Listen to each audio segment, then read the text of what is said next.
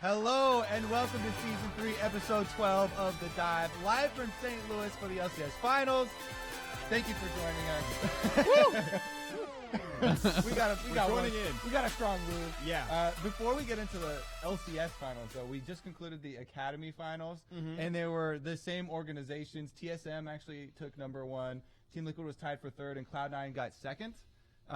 As our first kind of topic, these teams are also scrimming their Academy teams a lot. Do you think there's a correlation between Academy team success and LCS team success?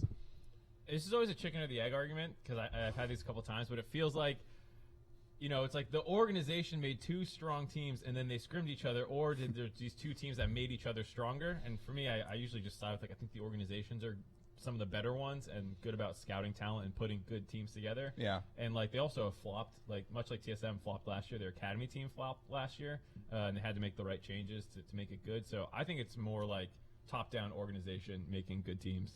And I mean, I'd say coaching as well, right? You know, I think that having access to some of the coaches, yes, some of the teams do have separate coaches, but I mean, being in the same house with all these players who are very skilled and who can teach you a lot, they're coaches who can help to teach you a lot, I do think brings a lot to the org. And you know, you talk about these are the guys that they have to practice against for the finals, right? So the stronger your practice partners are, the more reliable your practice can be, right? Because if you're practicing against Kobe here for a Xmithie, it's not going to be the best practice, right? Not feeling the Udyr? No, I'm not feeling it. Builds your confidence up at the very least. Yeah, I actually do agree, and I think it's something that gives me a small edge to TSM in the finals as well, is the fact that they are going to get slightly better practice, that TSM Academy is a better team overall than TLA. They played head-to-head earlier on, and either way, I think that's a small factor in sort of adapting, because these are 2 teams that, like, TL only played 1 week of games and they 3-0'd, and now you got to play TLA, who's arguably worse practice than playing FlyQuest, and you're like, okay, well, I hope they're up to speed on the meta game, and maybe they're not. But, like, I think that is a relevant factor. Maybe they needed that, though, because heading into the matchup, Team Liquid was saying they were getting slammed in scrims because they were practicing C9 and TSM because they were on the opposite side of the bracket. So maybe, like you said, the confidence booster, that's what they needed from TLA, is just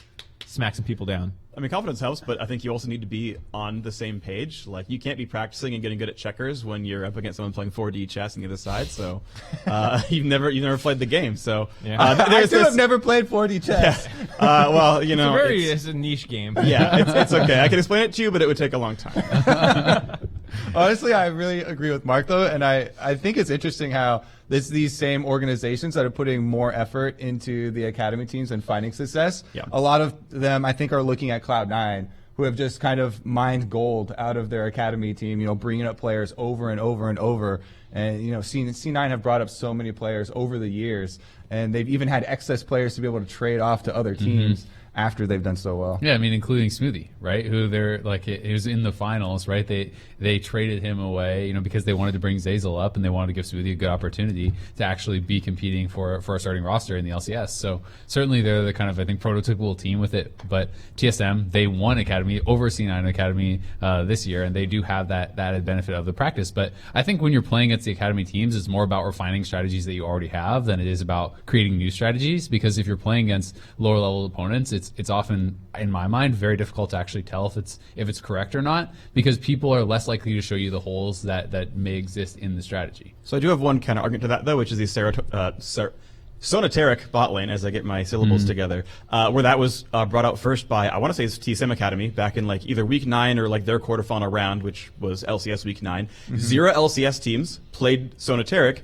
until TSM brings it out themselves. And then suddenly C9's playing it, suddenly TL's playing it, and it's like, yeah, we saw that in Academy first with TSM, where the C9 Academy team had also scrimmed against it and like started learning it, right? So like some of these things do come up first, and then it does come up to the LCS teams, and like that's kind of stuff where like getting that practice is useful. Now that's an oddity, right? That's like the one thing I can point to in the last 3 years where Academy did it first, but and to be fair with that strategy, that was still in semis where you can still then take that and you're practicing against an LCS team, right? As an LCS team, and you can see if it works. Because if you see something from solo queue or from Academy or from wherever, and you bring your first time you're bringing it out on stage is finals, you have to be pretty damn sure that it's going to work. Because if you bring out the Sonoteric and Double's like, oh yeah, you just play Kog'Maw on this against it or whatever, right? You may get slammed in a way that a weaker team couldn't have actually shown you. Yeah, it does get me excited for things like the finals, where our playoffs already, though, we've had teams in game number 1 of a best-of-5 series being willing to take a chance like that. Yeah, for sure. And I mean, there's always the question of what our team's actually going to bring out, right? Because we saw Sonateric get shown one game in each of the semis, then banned out for the rest. I'm assuming based off that if you're not banning out in game one, you now have a counter prepared, or you have some sort of answer prepared. That's why I'm really interested, because it felt like even though people kind of knew it was coming a little bit, you still weren't sure if they were actually going to play it. And then now that both teams have seen it and played with it or against it, you have to know it's coming. And like, I hope people start leaving it up and trying to counter it a little bit. I haven't seen anything that I'm convinced, like, strategically is, oh, that's clearly how you win against it. But I want to see them do it, because otherwise it's just like red side bans Tarek every game. I want to get your... I think it's blue side bans it, because red's gonna 1-2 it. If you just like, oh, we took Tarek, you're like, okay, well, there's ways to break it up. No, but you can play Tarek without Sona, and you can't play Sona without Tarek. So if I take Tarek, yeah, sure, and you take Sona, I'm like, okay, you just made a terrible bot lane, and I have a real support. I think that can be debatable. That said, we haven't seen scrim results, so that's kind of whatever. But what's interesting is, so you bring up the not banning Tarek part. This is a throwback 2013 LCS, back when Reginald was on TSM, and every single there's a reason. That's okay. Every single team had to ban Karthus against Reginald. Like, he was the best midder in the league. When he gets to go forward, he gets the one to be a flash forward and start the team fights. And for like 14 games straight or whatever, Karthus banned against TSM. And they're like, well, we're up against CLG. And CLG's like, we're not going to ban Karthus. Do something about it. And they got afraid. They're like, they didn't ban Karthus. They've got a counter pick. We're not playing it. Yeah. And they chickened out of their own pick. And CLG's like, yeah, we actually had a counter prep, but you didn't pick Karthus, so okay, never mind. So like, there's sometimes that happens, right? Where you like, it wasn't even a mental game. They actually had a counter prep, but like, if a team is like, oh, but go for it, sometimes you'll back off. Yeah, to be fair, CLG did that a lot against a lot of like power picks over the years. Yeah. But things have been OP. Didn't always work. It didn't work out for them. Fair. Quite so often. I did want to also get your guys' thoughts on: do you think the best teams, best players have to innovate and have to use things like that? Because we've had this topic before of an LCS Hall of Fame. Do you think a Hall of Famer has to be able to roll with all these different patches and consistently bring out, new innovations, or do they just have to be, best player in X role? Go ahead. Are you saying that like they have to be the ones coming up with that innovation, or do they just need to be able to react to it and play it? Because like some players, I would say I wouldn't think are I don't think Bjergsen's super innovative, if I'm being honest. Like whenever he's played like a weird pocket pick, oftentimes it was something that was already going to be OP and you could see it coming, and everyone kind of did it at the same point. So like, he's really fast at picking out new champions and playing them, but he's not like, I found this one weird counter pick, like Keen playing Hecker and mid. That's innovative. That's crazy to me. Bjergsen's not that kind of guy, but that doesn't mean I don't think, which we'll talk about later, he's one of the greatest of all time. He's obviously great. But, I don't think that's not raw innovation. It's just someone who can play whatever it ends up being strong. I mean, it's interesting because to me it also depends massively on what is your definition for Hall of Fame. Is it a regional Hall of Fame? Is it a global Hall of Fame? What is your standard for success? Because I feel like there should be a Hall of Fame for League of Legends, but I'm of the opinion that it should be a global thing, right? Like you have Cooperstown for baseball, where it's not about individual small leagues or certain areas. It's about like, this is supposed to be the pinnacle of the sports achievement, right? And to me, if you're looking at it through that lens, you have to be so extremely selective about like what players are actually going to make it in. And if you're looking at it through that lens, it's like, okay, well, maybe some regions don't even have a player in the Hall of Fame, right? It depends all on how you're thinking about it, and you have to almost be like a player beyond reproach. Like, you have to be Faker to be okay. Yeah, you're on first ballot for Hall Faker's of Fame, got a right? spot. Faker's got a spot. Like Uzi or whoever, maybe like those sorts Kobe's of guys. Kobe's third. Yeah. But selected. Those are the top three all time. Yeah, those are the top three. Yeah. Special criteria. I might get in, maybe. Yeah. But I mean, it's all. Like, I think it's more interesting and more exciting to have that if it's a global thing, right? Where it's like you go to X place, wherever it is, doesn't matter, and you get to kind of experience like league history, like all the greatest moments, greatest games that were played, greatest players. I think that's my vision of what a Hall of Fame should be. Sure. And I think to be like sort of to the point and walking back a little bit to what Mark was talking about, I don't think it matters like if you're innovative or not. Like what I care about is your end results. Like, okay, if you're the first player to play Jhin, that's cool, but were you good at it? Like, did you win 5 games on Jhin, or did you play it first but you were bad? who cares? What about like Insect then, right? Like, does he get in because he was innovative, because he like popularized the backwards kick, which like, I mean, that's cool. Like, and maybe there are criteria for like, oh yes, you brought this thing out, you broke new ground, you discovered an innovation. That's cool. Like that, I think that's grounds. But like, you being the reason the game is different from like, well, you learned Anivia was good first. Like that's not the same level. I think you need like some historical significance, because I mean, like, otherwise it's just going to be Korean players almost, like, across the board. If it's achievement and skill that you're using as, like, your only metrics, realistically, like, you're going to mostly be getting Korean players, which, like, yeah, if that's what you're building it for, fine. But, like, there are people who in the scene might not have ever climbed the tallest mountain, but they laid the groundwork for, like, what the scene became. So, like, I would 100% want to put in Reginald. But, like, he never won a world championship. I don't think they won a series at Worlds or anything like that. But, like, the guy was one of the big reasons like League of Legends ever took off the way it did. So like I would want him in there, but he's not Faker or even in the same ballpark. Exactly. I don't think the Hall of Fame like has to be the best players from around the world necessarily. Yeah. But people who changed the way that the game was played or had like a giant impact in the overall atmosphere. Yeah, I mean, I guess it's interesting, right? You know, it's like, is it enough to have had a huge impact on your local scene, or is it, you know, a situation where you have to have had that sort of impact on the global scene, right? You know, because there's players where it's like maybe they didn't win a world championship, but like their impact was felt, you know, at Worlds or at international tournaments and that sort of thing. The sport overall, which like TSM as a brand, absolutely, right? Like, of course. And I mean, like SKT as an org overall, like if you're going to put teams in there, I just put the letters SKT in there and be like, well, they won 3 of the first like 5 world championships. So yeah, give them something, you know? It's 3 of 6, but still, like that's something. It's a legacy worth preserving. Like they were that good for that long. Yeah, I mean, I definitely think that as Reginald, maybe as the example or something, TSM and what that grew into did have a global impact. And if it's going to be this global Hall of Fame, then that might be one of the requirements. Yeah. However, as Mark alluded to earlier, we do have some players that we are judging for right now, greatest just locally, you know, in the LCS, in North America, and we have the privilege to have them in our finals going head-to-head. Who's going to get to 6 championships first? Bjergsen and Doublelift. Freak? Yeah. We got to go to Freak first. Okay, because when we were talking about this before the show, he's like, I have the strongest opinion. I'm not going to back down. And anyone who has the other opinion is going to be wrong. That's not you. So okay. make sure to The first 2 sentences are accurate. Inevitably wrong. The last one is fake. Yeah, because we're like, It's 2 against 1. He there's, said it. There's views on both sides of it, but like, yeah, to me, I feel very strongly it's Bjergsen. Not unpopular opinion. I saw the poll on Twitter. To me, it's like he's done it for longer. To me, it's Bjergsen is far less replaceable. It's like, okay, so he's won a TSM a whole bunch. He's been to the Worlds a whole bunch.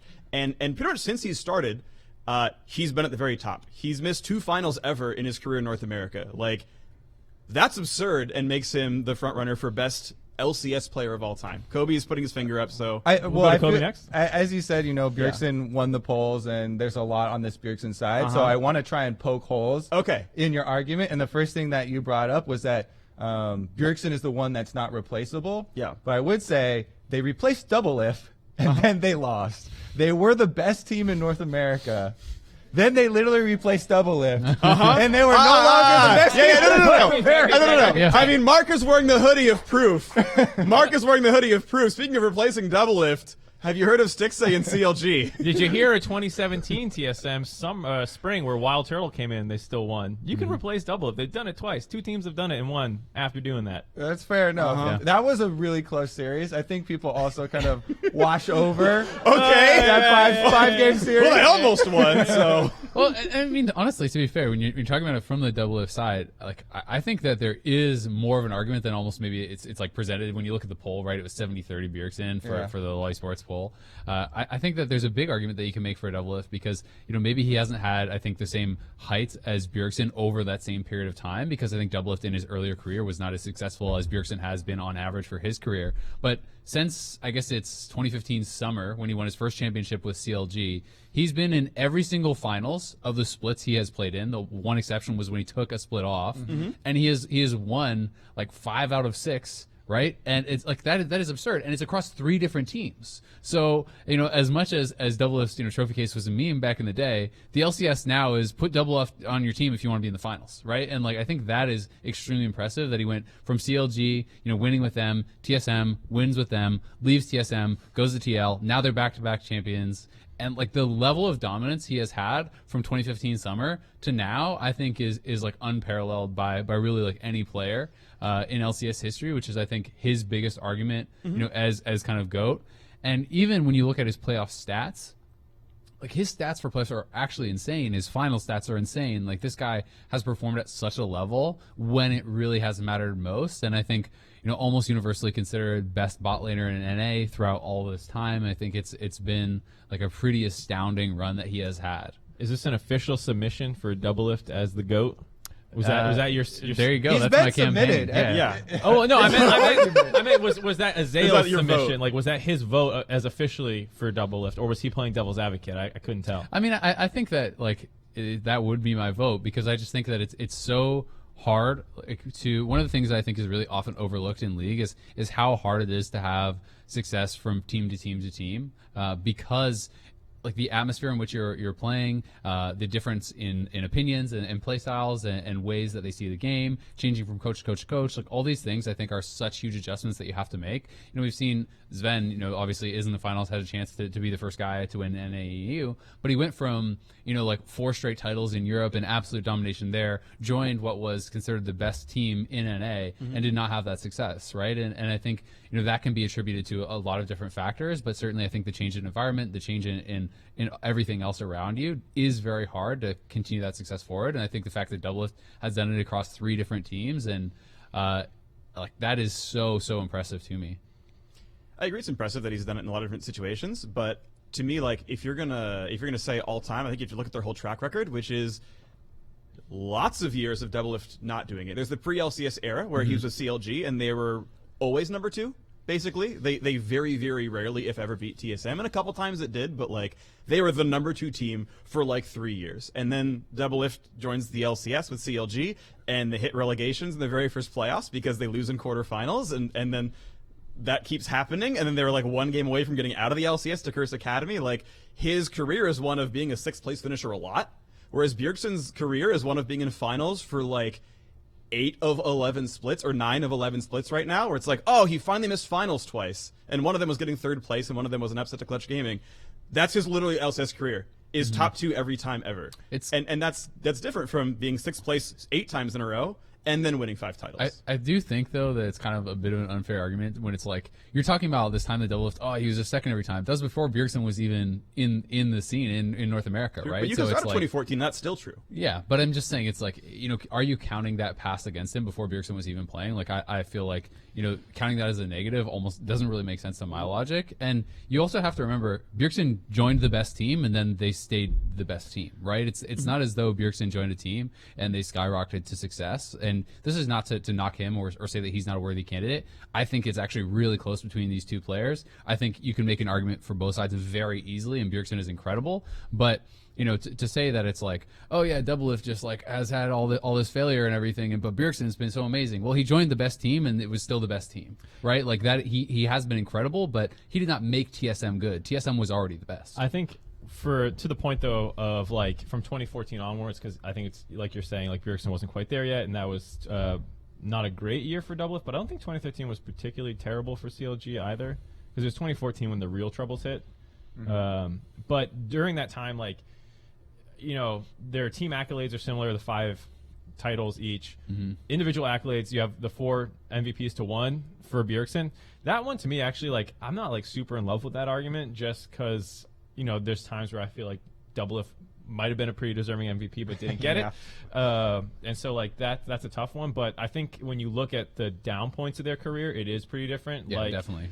Doublelift got kicked off 2 teams. It sucks to say, but like that's what happened because people thought he was replaceable. No one has ever thought that Bjergsen was replaceable, and they showed that when you do replace Doublelift, it actually can go okay. So like, I think those kinds of like, if the highs are really comparable, like where do you start looking at like the mid and low points of their career? And I think Doublelift's low points are much lower. I think Doublelift has grown an incredible amount over his career. Insane turnaround from like getting almost relegated to winning. It's actually crazy how much he's gone through, and especially knowing him closely, like how much as a person he's even changed over the years. I would say he's the protagonist of the LCS. I think he actually for is. sure.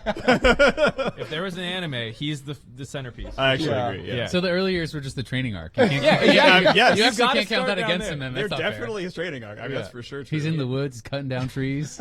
Get Some sensei He's downstairs getting in his better. head like, this is what you do. Yeah, Afram was teaching him the game. Now he's Super Saiyan. Yeah. Going to continue the domination. I think another big argument to make for Bjergsen is the kind of the pro player testimonials. Every single player that I've ever talked to that has played with Bjergsen, he is the first person on their team that they want to talk up, that they want to thank, that they want to say was a great training partner, helped the team morale, hard worker. All of these things makes it sound like the stuff that we don't know because we're not in the teams, we're not coaching anybody. It feels like all of these intangibles go in the favor of Bjergsen because all of these overwhelming pro player testimonials. But on the side of Doublelift, like I was kind of talking about earlier, that area I think is one of the areas where he has made the most progress. Well, I think, just talking about progress in general for Doublelift, it's like, from here to here, whereas like even in that video, the hype video that came out today, Doublelift was like, Bjergsen's like this all the time, over his career even. Like we're talking his low point wasn't that low, but for Doublelift to have even made this a conversation this late into both of their careers is absolutely insane. And to Azael's point, like he has all the momentum right now, it feels like to, like if they win, like when does the tipping point come where it's like, all right, I think it's Bjergsen right now, but it is very close. And if he wins this, like, how many more times are they going to meet in the finals and, like, can actually go toe-to-toe? Because they've only done it once, actually, so far, head-to-head. Yeah, and I mean, I think a year ago, no one would have made the argument. Everyone unanimously, before TSM had last year, we would every so often people are like, all right, there's an LCS draft, who's first pick? Bjergsen, instantly from everyone. And now it is a debate, and that's why I think, your question is so interesting.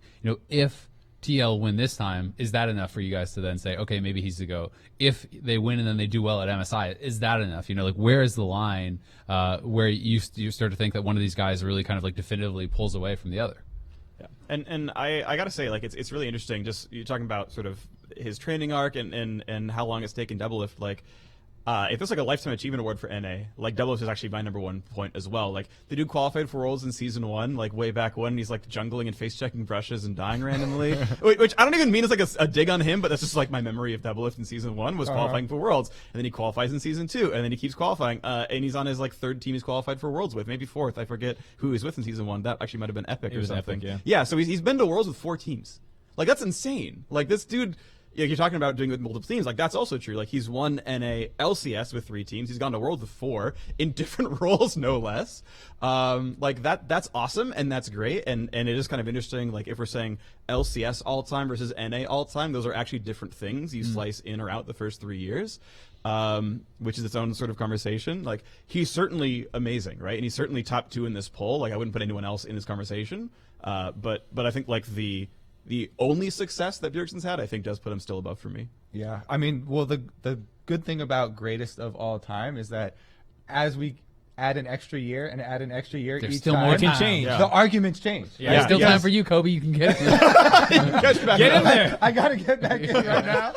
Your time is running short. But like honestly, if in a couple years we look back and we're like, oh, that Bjergsen success period in the early stages of the LCS did stop there, and Doublelift retains basically control, with Team Liquid or whatever, or moves teams and keeps winning and keeps denying, then the argument does shift to like, oh, what about this giant time period where then Doublelift took over domination? But right now, I mean, it's just so difficult, especially because you can't really separate Bjergsen from TSM, and TSM have 6 titles. Every other team that has 1 only has 2, right? Yeah. And if TSM win this one, they'll have more titles than all of the other teams that have ever won combined. Which is like the 3rd time they'll have that record. Which or like is the nuts, 4th time right. they've had that record. So at this time period, it's really cool that everyone's having this conversation, and it's exciting to get behind it. But I think that Doublelift does need more time to be able to make up the difference. Well, that's what's always so fun about these, coming from like the traditional sports fan kind of perspective, where like if you were live for like Brady versus Manning and it's like peak time, or Magic versus Bird, or like any of those kind of like the two greatest players, like it does end. The argument does get settled at some point, and like to be alive and like watching that in the golden era of it when it is like neck and neck, like you don't know when Larry Bird breaks his back and doesn't show up to another finals again. Like you think they're going to keep meeting over the course of their entire career. You have no idea what happens. And so like enjoying moments like these is like the best thing ever for a fan. So like that's why I'm so stoked, because like who knows where it goes from here. Maybe it does just go overwhelmingly Doublelift favor, and this is the last time that we talk about Bjergsen being in that conversation. Or the opposite. I mean, TSM could easily return to dominance. I mean, they've made 10 straight finals. If they go on another streak like that and Bjergsen is picking up many more championships as he easily could, then it's a no contest. We're right? back to TSM era again. And I think the coolest thing about it is, you know, you're talking about like Magic versus Bird. I think this is almost like these are the two players that almost no one else would even put other people in the conversation for NA greatest of all time. So this is almost more to me like, you know, LeBron versus Jordan, where it's like things that you never get to see in traditional sports, right? Where it's like, you know, they have so much history and people are trying to compare people from different time periods, and we're actually getting to see the two greatest players from our region in history playing in the same finals at like some of the highest points of their career. And I think that's so incredibly exciting to see, and I want to find out like who is the best. I want it to be proven, right? Like you want to see those two guys going back and forth, and watching the hype video for it, hearing them talk about it. They both care so much about it. They both care about, you know, the constant improvement in the battle to be the best. And I think that it's shown so much through these two players. And I think it was you talking earlier about all the intangibles that Bjergsen has. I mean, he's like the prototypical pro, right? You talk to coaches, you talk to players. This is the guy that they want to work with, and I think that's something that works so much in his favor, because you know, not only is like he excellence personified on the Rift, he's actually essentially that in the team house, and I think that is something that is such a strong argument in his favor. Yep.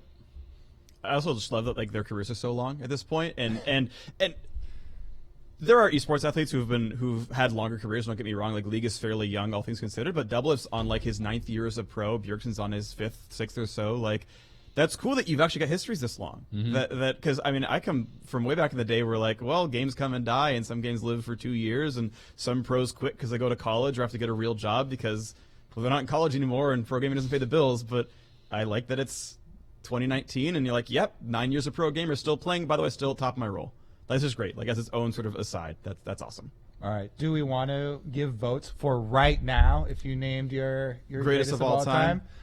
I mean, I think we already know what it is based on the conversation. Like, you guys are obviously all on the Bjergsen side. I do like that it's kind of a sliding bar, though, and I'm sliding my bar more towards Doublelift each year.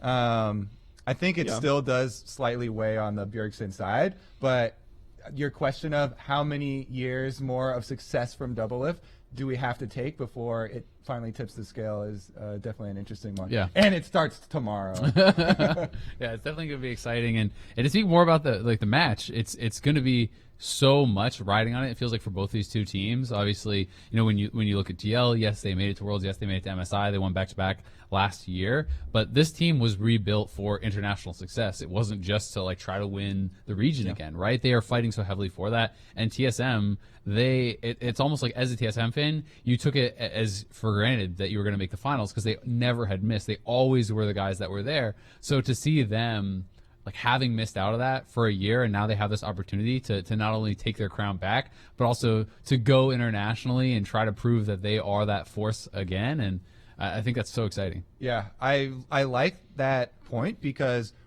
people kind of forget already after the bad year that TSM had. The reason that TSM, when franchising started, got rid of Doublelift in the first place was with the same goal that Team Liquid made their team, international success. Yep. Even though they had just won North America, they had just gone to Worlds, they still wanted to improve, and TSM wanted the international success. That's why they made the changes, and they failed at those changes. Sure. And so now we're getting to see the recuperation or kind of yeah, I mean, this was supposed to be the finals last year in spring. It should have been, in a lot of people's minds, TSM versus Team Liquid, like the new super team versus the TSM one where Sven, the greatest marksman in Europe potentially between him and Reckless, comes over, and then like TSM flopped, but like that's Sven wanting a redemption arc. Like outside the Bjergsen Doublelift stuff, there's so many other storylines in this finals that like are finally culminating, it feels like. I think the Sven one is a good one to sit on for a while because Sven, if TSM wins, will be the only player to ever win EU and NA. Huni couldn't quite do it. He came really close. But Sven, especially in his last interview with Dash, I really enjoyed that one. He really got to kind of express a lot of his drive and how much he does want this. Yeah, and I mean, I think it, you know, naturally, as a competitor, if you're sitting there and you're hearing all this talk about Doublelift going into the finals, it's like, well, what about me, right? I replaced him. He replaced Doublelift. He was absolutely crushing it in Europe for many years. He won a bunch of titles. He went further internationally than Doublelift has ever gone, right? And it does feel like because he came in and they had the worst year that TSM has ever had, that has put a little bit of tarnish on his name, right? As far as where people see him in the standings, people, you know, are almost unanimously just saying, yeah, Doublelift runs North America. And I think, you know, as a competitor like Sven, you want to prove those people wrong. You want to shut them up. You want to, you know, not only have your team win, but you want to beat Doublelift individually, be the reason that you're winning. Yeah, and it's kind of funny too because Doublelift hasn't always run North America. Like he's really really good, especially right now. You're talking about making a bunch of finals, winning 5 of his last 6. Like yes, of course it's true, but you're like, well, Sneaky joined the scene and won right away, and then Bjergsen joined the scene, and well, by the way, High still won when that happened. So like, you know, they don't always come in and immediately win. They then move on to continue to be the best, right? That can keep happening from the future onwards, but. Yeah, like you got to put in your dues, kind of thing. Like there's plenty of players who come across. Like Bang came over and oof, that was not a close fight. Like Piglet came over and he was good against Doublelift 1-on-1, but his teams never did you know well enough to cement Piglet as an all-time great in NA, even if he's still a good player. The results aren't there, and like you have to kind of get the rest of it kind of going forward. Right, but I mean, like when you look at the other titles that are held, there's Sven has 4, right, from Europe. He picks up an NA one, he's up to 5. If Xmithie wins, he's up to 5 as well. Like there's so many other like unbelievably talented players with large legacies going into this that it's like as hyped of a finals I think you could like make. Right. Because there's also the young, like it's like, oh, it's a bunch of old people we've never seen before. Maybe it wouldn't be that hype. It's like the guys who are always make the finals, fighting for their 24th championship, but they're still Broken Blade. They're still Acadian. You know, like Acadian never played a playoff Jensen's series. never won. And Jensen's never won. Yeah. So there's like I don't know. I mean, we should stick lane by lane, I think, for right now, though, on this Sven point, him going up against Doublelift, even though they have had much more success since they added Xmithie in the bottom lane. Sven and Xmithie, I think, have been extremely strong bottom lane for them. I would still say Doublelift and CoreJJ is the best bottom lane in the LCS. Yeah. Yep. Yeah, it's like by far. Well, okay, and so we can start talking about it. So in looking at the 2 teams that are playing tomorrow. Yeah, so yeah, we can talk about it. I think Sven versus Doublelift, if it was a 1-on-1, is quite close. Again, the whole reason that Sven's here in NA is because TSM said, well, if you want to win internationally, Sven is our guy. Like, we need him over here. He and whoever he plays with, it was Xmithie at the time. That didn't work so well. But if we want to do well internationally, like, we need not Doublelift, essentially. We need someone who can do it better on a bigger stage. Well, and to be fair, they did say that a lot of that was about communication, and right? They talked about communication from Xmithie and the jungler. Like, my interpretation was it was more almost like Sven was just added on and they really wanted Xmithie, but I'm not sure if that's actually true. And that might end up being true, but the funny thing is, as soon as they replace Xmithie, not that he's not doing well in Europe, but you brought Xmithie in, who CNN was like, actually, we kind of would rather have Zeyzal, and then that one actually works really well, and obviously TSM's in the way up.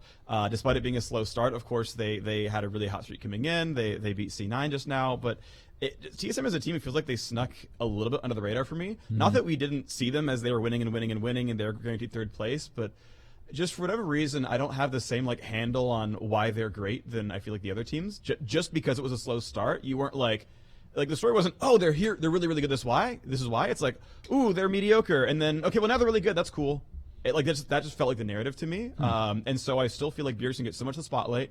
Like, he's the one with the greatest of all time sort of thing attached to him because of domestic, and I understand that, but it's like, we're talking about Acadian and his first time in playoffs. We're talking about Broken Blade and just sort of what he does with the team because he's such a new face. We'd seen all the other players already. Like, they've been around the block at the very least. Bjergsen, so of course, right, Xmithie against the old team, cool.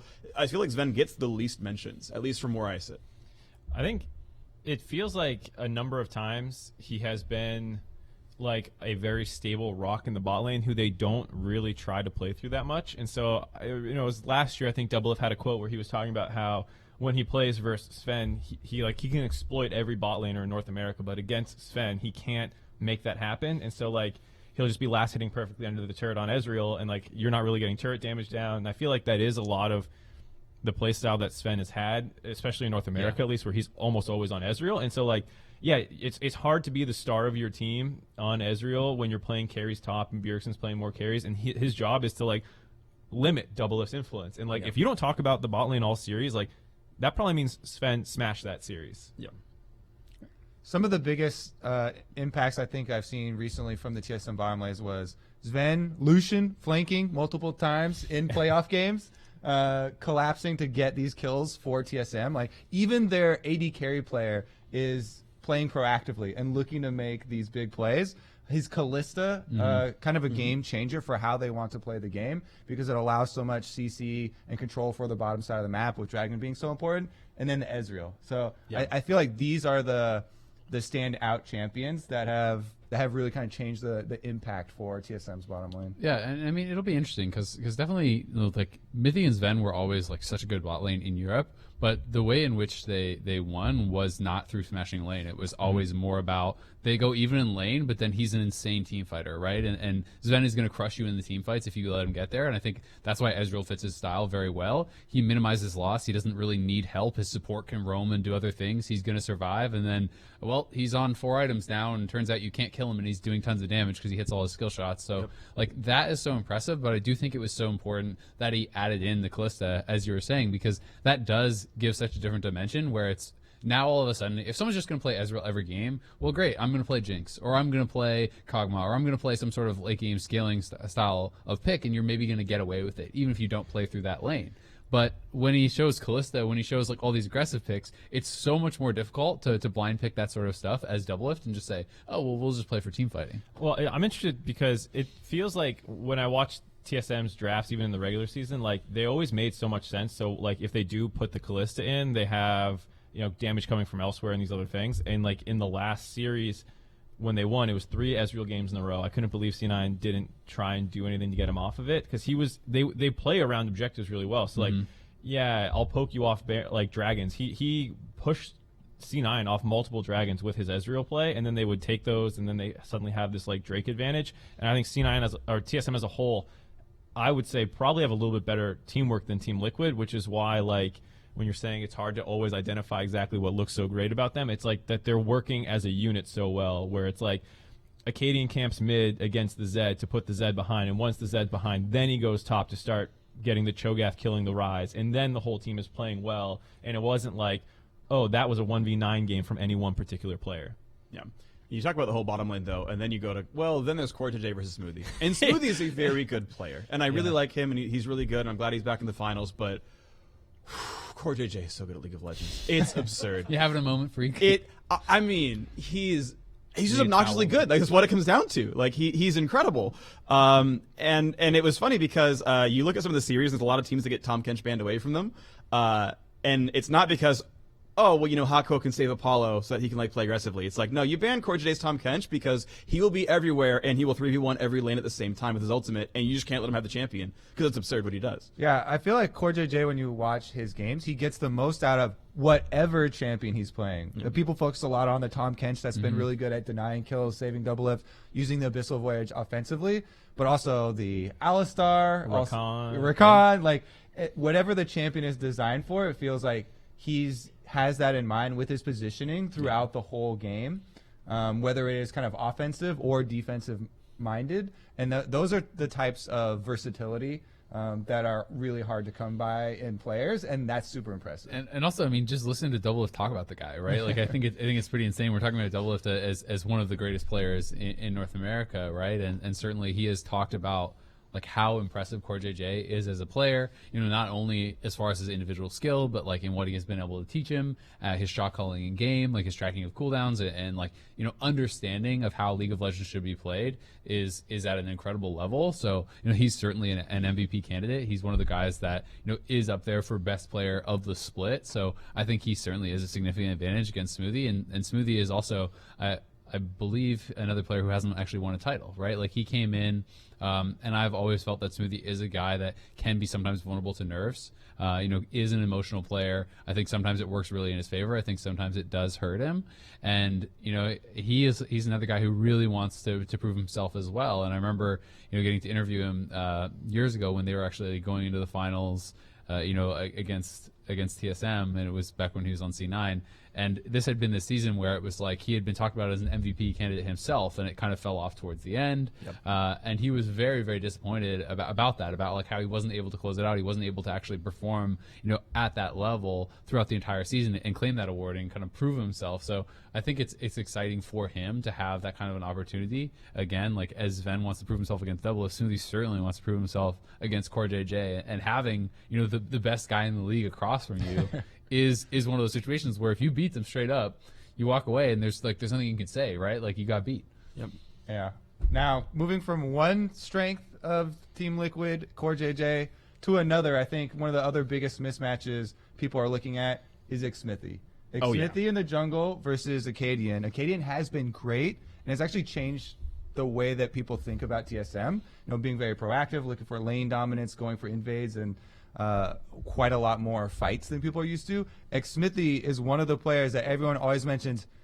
He doesn't get enough accolades. He doesn't get enough praise because he has been the most successful North American jungler throughout his career. If you literally just look at career accomplishments, I think Meteos might be the only one that comes close. Yeah, and Meteos is 2 trophies to 4 for Xmithie. You don't count him. Sven Skaren, I think, is getting close. Yeah. But with Xmithie's, worlds showings and MSI trophies, MSI finals, this guy has been so good for so long in North America. Yep. And he's going up against one of TSM's newest players, so Acadian, who got bumped up from the Academy roster this split. Yeah. Which was interesting, like one of TSM's best roster moves. Like, I feel like this is one of the first times fans are excited about their jungler. Not that their other junglers haven't been good. Like, Sven won a bunch of titles, but like, I feel like those players get so much flack that like TSM fans feel like they're always motivated. Like, gosh, what a bad jungler. I hope we get a good one next time. This one feels like people are like, yeah, I'm about Acadian. Here's the TSM jungler arc every time. First split, oh my god, they're so aggressive. They reinvented them. Amazing. Sven, now Acadian. Mike Young, Rift Rivals. Yeah, every single one, like, oh my god, they're so aggressive. Their first split, it's great. 2 splits later, Bjergsen has turned him into a ward. And it's like, hey, we're in the ups right now. We'll see if that doesn't happen again. Well, that was like, the kind of people were joking that it's like, oh, well, Double, who's the greatest? And like people are like, oh, kind of, will Double push away all his supports? And it's like, well, Bjergsen pushed away all his junglers, right? Like, and at a certain point though, you have to look at how much did coaching matter for that too, right? Because I don't think that it's just like Bjergsen telling his junglers like, don't gank, just work. He has said no, he doesn't. That's not what he wants, right? So I do think that's somewhat a coaching thing too, and I think somewhat of the resurgence and change in playstyle from TSM is in part due to Zix coming in. I think that he is an incredible coach, and I think that he can give them a bit of a different look on the game. When I think of his time with CLG, I always saw them as a very early game focused, early game preparation style team. They had very creative early levels, like, invade strategies, ganking strategies, roaming strategies and stuff, and like that were all pre-planned up to like, level 6 or whatever. And I think that's something that can help TSM and can also help whatever jungler TSM ends up with. Well, that's why I think Acadian's a good fit and Zix is a good fit for TSM, because for the last 2 years, the story with TSM is like, oh, they're just not proactive enough. And then Acadian, even on Echo Fox, was like the First Blood King or whatever. He also has a ton of First Bloods this split, I believe. And then he gets paired up with Zix, who's like you're saying, this like early game mastermind a little bit. And now they have one of the best early games in the league, and it's exactly what TSM needed because they have such good firepower carries in the mid and bot lane. Yeah, I mean, this is the first time where I feel like the TSM ward bot jungle meme is not on the horizon. I can't see it happening. No wards on the map. Kobe's dream jungle. Oh my gosh. Yeah. Well, the thing is, I thought that was the only wards are zombie wards. Yeah. Well, the funny thing is, I thought that was true with Sven Skaren as well, but the joke was that he's the zombie. Like he was like just dying, and you're like, well, hopefully he'll play some Kog'Maw. Yeah, you did let me finish. I was gonna say, if TSM crashes and burns with this roster, I don't see it in that way. I see it still in them trying to make plays and them just failing in these plays. I don't see them turning into, Passive. Acadian's only a Sejuani player now, a Zach player. That's really weird. What happened there? I mean, he's been his best by far, especially in the playoffs on Rek'Sai. So, I think it's interesting because when they were losing towards the end of the split, Xmithie was having some difficult games. So, I actually think Wall is a big favorite in Team Liquid's favor. I think I just said the same word. Xmithie. That's right. It's not a live show. Don't worry about it. Hey, edit that one out, producers. Welcome. Don't tell anyone. But I think with how Acadian has been very feast or famine in the playoffs, there are some games where I think Acadian could be the biggest difference in that win for TSM. Yeah, I definitely agree. I mean, I think that the interesting thing about jungle to me is also, it's not just two dudes 1v1ing, right? It's so dependent on how your team is doing. Team difference. And exactly. You're running around the entire map. Yeah. You actually interact with every other player on both teams. Not only is it about draft, do you have priority lanes, but are your solo lanes winning? I always think that, as a jungler, if your solo lanes have advantage, then sometimes the jungle difference doesn't really matter very much, because if especially at the pro level, these teams are so coordinated at actually stealing away camps, using mid lane pressure to steal away all the raptors, using that to take away blue buffs as well. And I think that's why it's hard to talk about just who has the advantage in the jungle without talking about how it all kind of comes together too. Because while I do think, if you're looking at the players individually, almost no one's going to argue for Acadian. I think that TSM solo lanes have the advantage if we're playing carry versus carry top. There's been a lot of success for TSM playing that style, and Impact did have a great carry series, but even just the way that TSM plays around Broken Blade, I think has been better as far as that carry style. And historically, look at Jensen versus Bjergsen, right? Every time it feels like it's always going Bjergsen's way. So that's going to help Acadian, I think, massively. Yeah, I mean, how the team play is going to be such a big part of this series, and there's been a lot of discussion around the TSM side. Mm-hmm. I think because Team Liquid, of course, they dropped a bunch of games at the end of the split, so people started to lose faith in the back-to-back defending champions. Mm-hmm. But that is, to me, another strength of Team Liquid, and has been for so long, is that these players, they're all so veteran. They all know how they want to play the game. Now, this is given Doublelift recent interviews where he's like, we lost the way that we want to play the game. So that might be worrying, because they might not still be on the same page. And there's definitely been some worrying, even interviews Trends and stuff coming out from the Team Liquid players themselves. Do you put validity in kind of these fan worries or the interviews that some of the players have been talking about? Or do you think that Team Liquid are still going to show up in finals? People are discounting them and kind of underselling the Team Liquid front-to-back team fighting, straight-up 5-on-5 strength? All the above is my initial answer, right? I say all good things. Yeah, you said a bunch of things that I agree with. Actually every sentence. It's they were the best team by far, and they locked exactly guaranteed first seed. So they have nothing that matters for the rest of this split. And lo and behold, they stopped playing well. They pick a bunch of champions that were maybe you probably shouldn't play pre-rework Urgot with 45% win rate, and we'll never see him again. Weird stuff you're doing here in Champ Select, guys. And yeah, they lose 3 straight. And then I guess they just were still in a funk. I didn't realize that they were actually practicing like crap. I thought it was they're just hiding strats. And I think it's impossible to play 100% when you know your results actually don't matter. You could be trying to win, but you're just not going to put the same effort in. I try to win my solo queue games, but they're different when I'm playing a tournament match or a clash or something. Rip. That's just a fact. I'm trying to win, but it's still different. My mindset is different, and I think the same is going to be on stage when you're not playing Proceeding anymore. So I gave him a total pass in the last 3 games. Ooh, I do not. I don't get passes. You're saying my opinion, right? I personally gave him a total pass in the last 3 games. Then their mindset was broken, according to Bliss's interview, and they had to find their way again by the very end of it all. I think because they lost the games, they got in this weird funk, and practice was bad. But watching them handle FlyQuest so solidly, I'm like, okay, well, they're back. Even if they were in a funk, they're back now. They're ready to go. So to me, they're back to being Team Liquid, the team I remember from last year and from the beginning of the split. So, to me, they're on full form. The one thing that, I was more willing to maybe be okay, maybe give them a pass for the first loss or second loss. But then when it's going to be 3 straight and they lose to TSM as well, who I'm you already lost them once, and it was that brutal first pick York game that they all kind of regretted and talked about, we screwed up in draft and blah, blah, blah. Yeah. To me, you don't want to go into playoffs like that. And I think that, record mattering or not, the second TSM loss was more damning than the others, because I know those guys cared about that. I know that they didn't want to have a losing record against TSM, and they wanted to have confidence going forward in the playoffs, because I think that it is really damaging for your confidence if you go into playoffs on a big streak. And also, even having beaten FlyQuest, they did get to choose the team that they think was easier. They didn't choose TSM, of course. and they lost the TSM 2-0 in the regular season, right? Mm-hmm. So I do think that matters, and also, I mean, as far as them experimenting with picks that some people have kind of brought up. Yes, the Urgot was pretty troll, but I mean, they also played, Jace and whatnot, and people are like, they're just experimenting. That's how they beat FlyQuest, right? So that wasn't really experimenting. That was just the style that they believed to be best, right? They clearly, whether or not we think Impact should just be on tanks and they should team fight 5v5, that is not how they have played the game, even in playoffs where it mattered a ton. It's weird for me because the Team Liquid, it's just like, what do you want to believe? Because there's evidence either way, where it's like conspiracy theories. Oh, they're so good. Look at their regular season before they got first and started slumping, and then they 3-0'd in playoffs, and they've only ever lost one game in playoffs with Doublelift on Team Liquid, and you can build this whole case for, maybe it's 2 games, but this incredible case for why they're going to be fine. And it's like, well, they actually slumped really hard, and they were getting slammed in scrims, and they went in with no confidence. And if you look at that FlyQuest series, all due respect to FlyQuest, but they looked like a wet noodle and kind of got rolled over.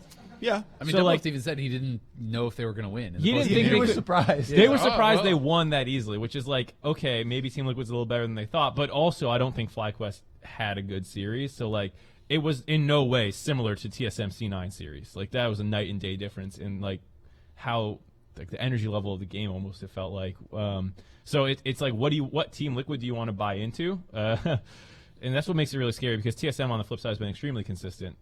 While maybe some of their players game to game look worse, they've been on a hot streak since they decided that the RAF will be Swift. And ever since then, they've been on they've lost one match total. Yeah, they've lost one game, and then they lost a couple games in a series. Yeah. So they've only lost the C9 since then. Right. They lost one. They were 10-1 or whatever going into they playoffs. lost one game to Echo Fox. And they lost game 1 to Echo Fox. But they lost a match to C9. But they lost games in a series otherwise. Otherwise, they look fantastic. And you're it feels like such a safer bet in some ways, where it's do you know who TSM is? It's just which Team Liquid is the real Team Liquid, I think. I would like to examine the Impact Broken Blade lane a little bit more, because it is such an interesting point.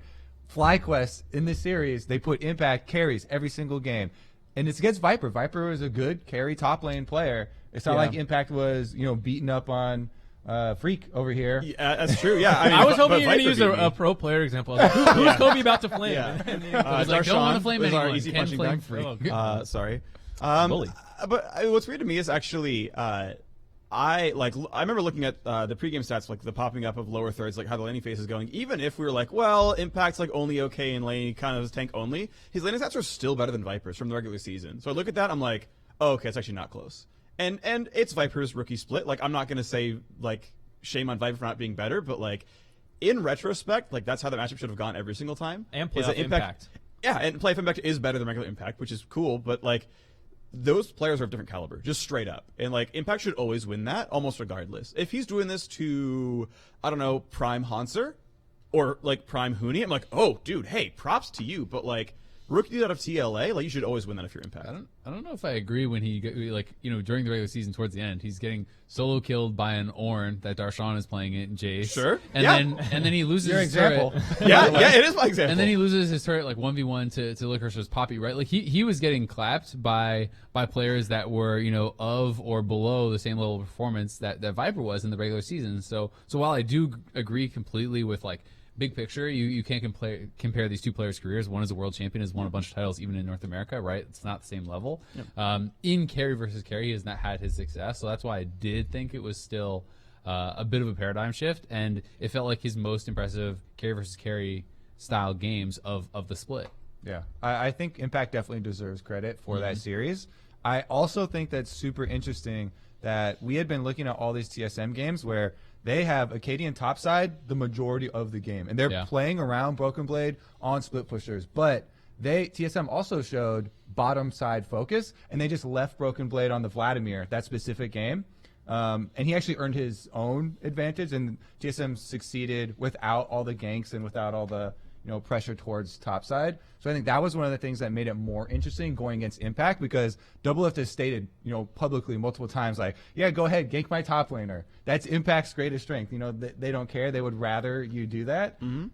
So I think that it's very interesting. Both of the teams have had the different looks with how they want to play around top lane, rather than us just having to compare the two players one-on-one. And that's what's weird about when we're talking about this Team Liquid series versus FlyQuest that made it kind of feel like a bit of a lame fight, was like Team Liquid felt like they just won in all 3 lanes and they didn't need a ton of assists. Except for game 1. Game 1 was close. Game 1 was the close one, Yeah. but then after that, it felt like they kind of just naturally won by being the better team in almost every position. Whereas like TSM, I saw them Yes, adapt. Yeah, like they do. All 5 players are better than all 5 players in FlyQuest. No question. But that's what TL was supposed to be, Well, right? Like, I agree. But That's like, this was supposed to be the super team. Yeah, You that's look why at you their picked them. accolades for careers, and it's like, they're supposed to do that to everyone. Right, That's why but they made the team. that's what's weird to me is like Yeah. I didn't actually like. Did they fix their problems? Are they like, are their scrims suddenly like not that important because on stage they have the best 5 players? Or like when you look at TSM, who had a tough opponent, had to adapt mid-series and got tested and came out the better team, like I guess I would almost like to have seen Team Liquid struggle more than just like roll over them a little bit. It's really hard to know though, because also as much as like I think the timing of TL's bad games is what brings it most into question, Right, exactly. Because TSM had bad games with the earliest split, and TL still had a better regular season record this split than they had either of the splits last year, right? Where they then went on to absolutely blast playoffs, and it wasn't even close in either of the finals. Yeah, so Summer it's was like, back-to-back 3-0. Exactly, right? So it's one of those situations where, yes, they had stumbles. Yes, they have kind of misstep, but it's hard to know, exactly how they're going to perform it and to really kind of count them out. All right. Last lane. Best for last. Yep. Mid lane. Will Jensen finally get his championship? He, too, had a recent interview talking about he wanted a stronger team to be able to win the championship. And he felt like Team Liquid is the strongest team that he's ever had and is the team that he's going to win a championship with. I mean, on paper, TL is by far the strongest team in the league, right? When you look at actual, I think, just like accomplishments and stuff, like that should just be true. Yeah. But the thing is, it's about how they play together, right? Are they going to actually play as well as a team? Because it's not just about these individuals. And when you're looking at mid lane, I think it's almost impossible to bet on Jensen because he has failed against Bjergsen so many times, right? And it's not that I don't think this is a guy who's of a similar caliber. I have always kind of felt that it's almost like a bit of a mental block against Bjergsen, because I've even felt that Jensen has performed internationally better than Bjergsen, and has performed against Bjergsen's like mid laners of Bjergsen's caliber very, very well internationally at times. Yeah. But for whatever reason, whether it is just the supporting cast, as Jensen somewhat suggested, or it is his mistakes, Suggested outright. Yeah, it is team difference. yeah. Like you look at Worlds quarters, Jensen was practically not that his team was bad, like he was practically 1v5 in that series. It was so absurd how much better he was than, I want to say, Kuro, right? Afrika? That was mid difference. Like turn to 11. Like it was insane how much better he was. And Kuro's like great. Like, right? Top 3 in LCK. Like he's a really good mid laner. But you're right, like you put him up against Bjergsen. I think back to his game 5 against TSM when Biofrost was there, and he doesn't echo ult. And it's like, you saw the spells coming at you. Like, you're on LAN. It's one button on your keyboard. Oh, my like, God. Everyone goes straight back to that. Oh, it's just one button. Hit the zone. Hit the on. I can press that button. Just kill him, dude. But It's don't. easy. Hold on. okay, go ahead. Because I know everyone goes Okay. back to the moment and they're I know. like, look at this one button press. It's one button. Up until that point, he was hard carrying literally that game. I know. On I know he Echo, and was. we're like, oh my God, his Echo is insane. I know. Yes, I would also say, the positioning leading up to that team fight and all the things surrounding getting into that position. I was just saying we're about to start talking about a game like 3 years ago, yeah. because there were a number of other moments in that Echo game where Oh he my actually gosh. he actually had a couple misplays. Yeah. Okay. So okay. he was. I thought it was evident in that entire game that there were some nerves from him in that game. And I've either way, even spoken to him about games where he played against Bjergsen, and like where there was a game, I think it was last year, where it was like they were both missing a ton of, like he was missing a ton of CS and stuff. I think he was playing Zillion, and I just straight up asked him, I was like, "Were you guys nervous?" And he's like, "Yeah," and it was just like, and it It's was human, like yeah. it was like a first game of the split, and it's this important match, and everyone judges them against each other, and every time they get judged, it's like, yeah, Jensen's not as good as him, right? And that feels bad. That's like, he even said in the interview he wants to be remembered as the greatest Western mid laner, and to have a chance at that, you have to surpass Bjergsen. You're back 5 titles, so we'll see in 3 years. He's got a semis. But well, right, and that's really good, right? Like internationally, and to your point, again, I agree. Like internationally, it's happened. What's interesting is I'm going to pull from the quote again. You should all watch it. It's Space Jam. It's amazing. Go watch it. But he said like, yeah, it felt like to beat these teams, I had to overperform. Like that's almost a direct quote. Like I have to overperform for us to win because their team is better than our team. And that's sort of what it feels like, where it's like he has to play his 11 out of 10 game and make 0 mistakes. And I think he won't feel that way this time. And so if his mind state's in the right place, and he's like, actually, if I just go equal in CS and don't die, like this is free. And if that makes him play like his best game, then maybe he does step up and he plays level and he gets the first title because he doesn't feel the pressure to carry, and that can make his play style different. Yeah, I mean, he didn't phrase it quite this way, but I think the idea of like never coming into the matches as a favorite is pretty true. I mean, like the closest one was probably 2017 Spring, which went the full 5 games. But like it was still a close matchup where people were debating it. It wasn't like this one right now where like on paper Team Liquid has the better players. For the most part. So, yeah, I think if they did have a mental block, and it was hopefully just like, oh, I have to do so much, but I don't know. Yeah, it's interesting though, because this year has also felt like a different Jensen to me. It's not that he didn't play well. I mean, his stats are incredible as far as like the guy barely ever died, and he put out incredible amounts of damage, and like I think he played incredibly consistently. When you think, okay, well, what do you want from your carry player? Position well, put out high DPS. Well, he did that basically perfectly. His ECS as well. But it did feel different watching him, especially the laning, compared to the previous years. And that may simply be because he has more faith in a Doublelift than he did in Sneaky or whatever, where he doesn't feel like he needs to push as hard. But he hasn't felt as lane dominant. He hasn't felt like he's made those aggressive moves as much. And he has been more of kind of the secondary carry, and he's done that role very well. But, if you're talking about playing the 11 out of 10 game or whatever, like your absolute best and kind of trying to play that style, it doesn't feel like he's been reaching for this split to me. Yeah, I think one of the differences in play styles between Bjergsen and Jensen for this split that I'm excited to see manifest in the finals.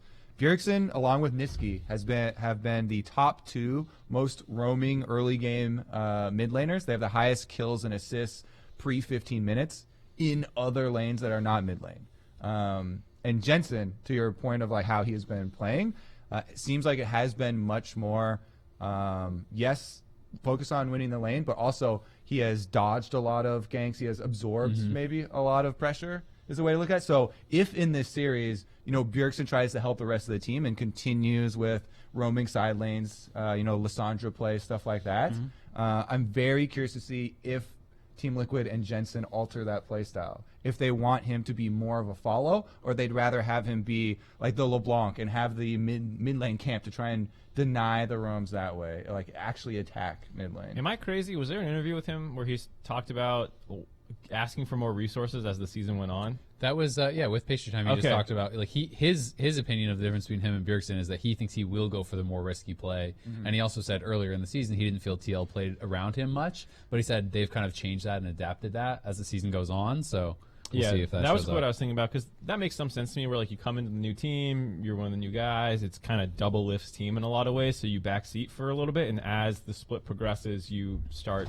asking for more resources and things like that. So I'd be interested to see actually how much attention he gets in the finals, because like you said, with Bjergsen roaming around, I feel like he's also been playing a lot higher agency champions. I mean, he does still play the Zillions and Lissandras and those kinds of things, but it feels like a lot of Jensen's is like more Cassio, Ori, and standard control mages, which are not the best at roaming. So I wonder, like you're saying, do you bring the jungler and try and keep Bjergsen in his lane and make it about mid lane while your bot lane hopefully smashes or something? Yeah, I mean, there's obviously lots of different options, right? You can draft for having the shove in lane and try to keep them there. You can try to play something scaling where you take advantage of the added CS and plates you're taking. You can try to match roams. You can try to, like, there's so many different ways to play. It'll be really interesting.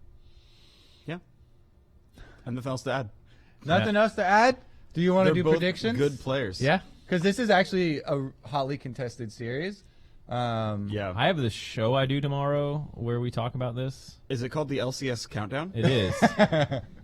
You won't want to spoil your predictions. Don't for worry, the Mark. No one countdown? watches that So anyway. here's All right, so I'll do one here, and I'll say the other one. I'll say the other one on the LCS countdown. Then, so this I'll flip flop. I was going to say go. you can Perfect. steal a Jat strategy. When he was on the dive, he predicted one team on the dive, yeah, you and predict then he would both. predict the other team on countdown live. And then quote it and call himself a genius And afterwards on Twitter. people actually gave him credit. They're like, Yeah. "Oh my god, he predicted Yeah. that perfectly." It's a sense You becomes just, all back analysts to the are really right smart one. and put both opinions on air, and it works Yeah. really well. You just pick the one that It's you no no one been checks the adopted tapes, by Kobe. you and you're tweeting where this yeah. team's going to win. Yeah, and then I Worlds. was wrong. That's true. But you I tried. took the safe bet on Korea, and that didn't go so well. So do you want to give one, Mark? Oh, you want me to go first? Yeah, Yeah. Or not. I've been flip flopping a lot. I actually have been too. I'll start since then I'll get Yeah, Hunger 'cause High. I'm debating if Ace Yeah. is going to get mad at me with the producer. So, yeah, if I I- spoil this. No one asked me for my professional opinion, so it's fine. I'm not important. I true. lean very lightly towards TSM, and the actual tipping point for me is because of TSM Academy. Because coming down to it, you've got a week to prep for your next opponent. There's no one else who's really active, like at your level, that's going to scrim. But you've got an academy team, and TSM has the best academy team. And so practice makes perfect, and you're going to do your very best to make sure that you're ready for your opponents. And they've got the best practice opponents. These teams are close together in skill. TSM beat TL twice before. They were really close, but they're going to have that little bit extra edge, slightly better prep because of TSMA. Yeah, go ahead. I was looking for scanning the crowd for Ace because he actually said he was supposed to be here, and then he's not here. So this is what He's you a get. liar. He's watching online. You're free, Mark. You can Yeah, say whatever you 3-2 want. TSM. That actually is my prediction. Yeah. I think it's super, super close, and I think a lot of the on-paper stuff should favor TL, but when you start getting into TSM's win streak, I think their coaching staff is better. I think TSM, I mean, they didn't win the award, but I think the TSM coaching staff is actually super, super good, and I'm very impressed with, like, their drafts in the regular season, the postseason, the adaptations mid-series. I think the points about the better practice, potentially, the momentum, I think they look better as like a team in terms of like looking more than the sum of their parts, which is pretty important. And I don't think that their parts are so much weaker that like Impact will shut someone down or Xmithie will destroy Acadian and they no longer function. So I think it's close, but TSM 3-2. You want me to go? I want you to go because I feel like if all three of you say TSM, then So you're just going to flip-flop. You're just going to be like, well... He's going to be a contrarian. Well, I'm going to say it. I think TSM. And I mean, this is the thing. So here's my logic. Like, I think it's less about like the skill of the individual players, but more, as funny as it maybe sounds, the fact that TL, despite the fact that they won their series against FlyQuest playing carry top lane, that told me that is the style you're going to play in finals, and I just think TSM are better at that style.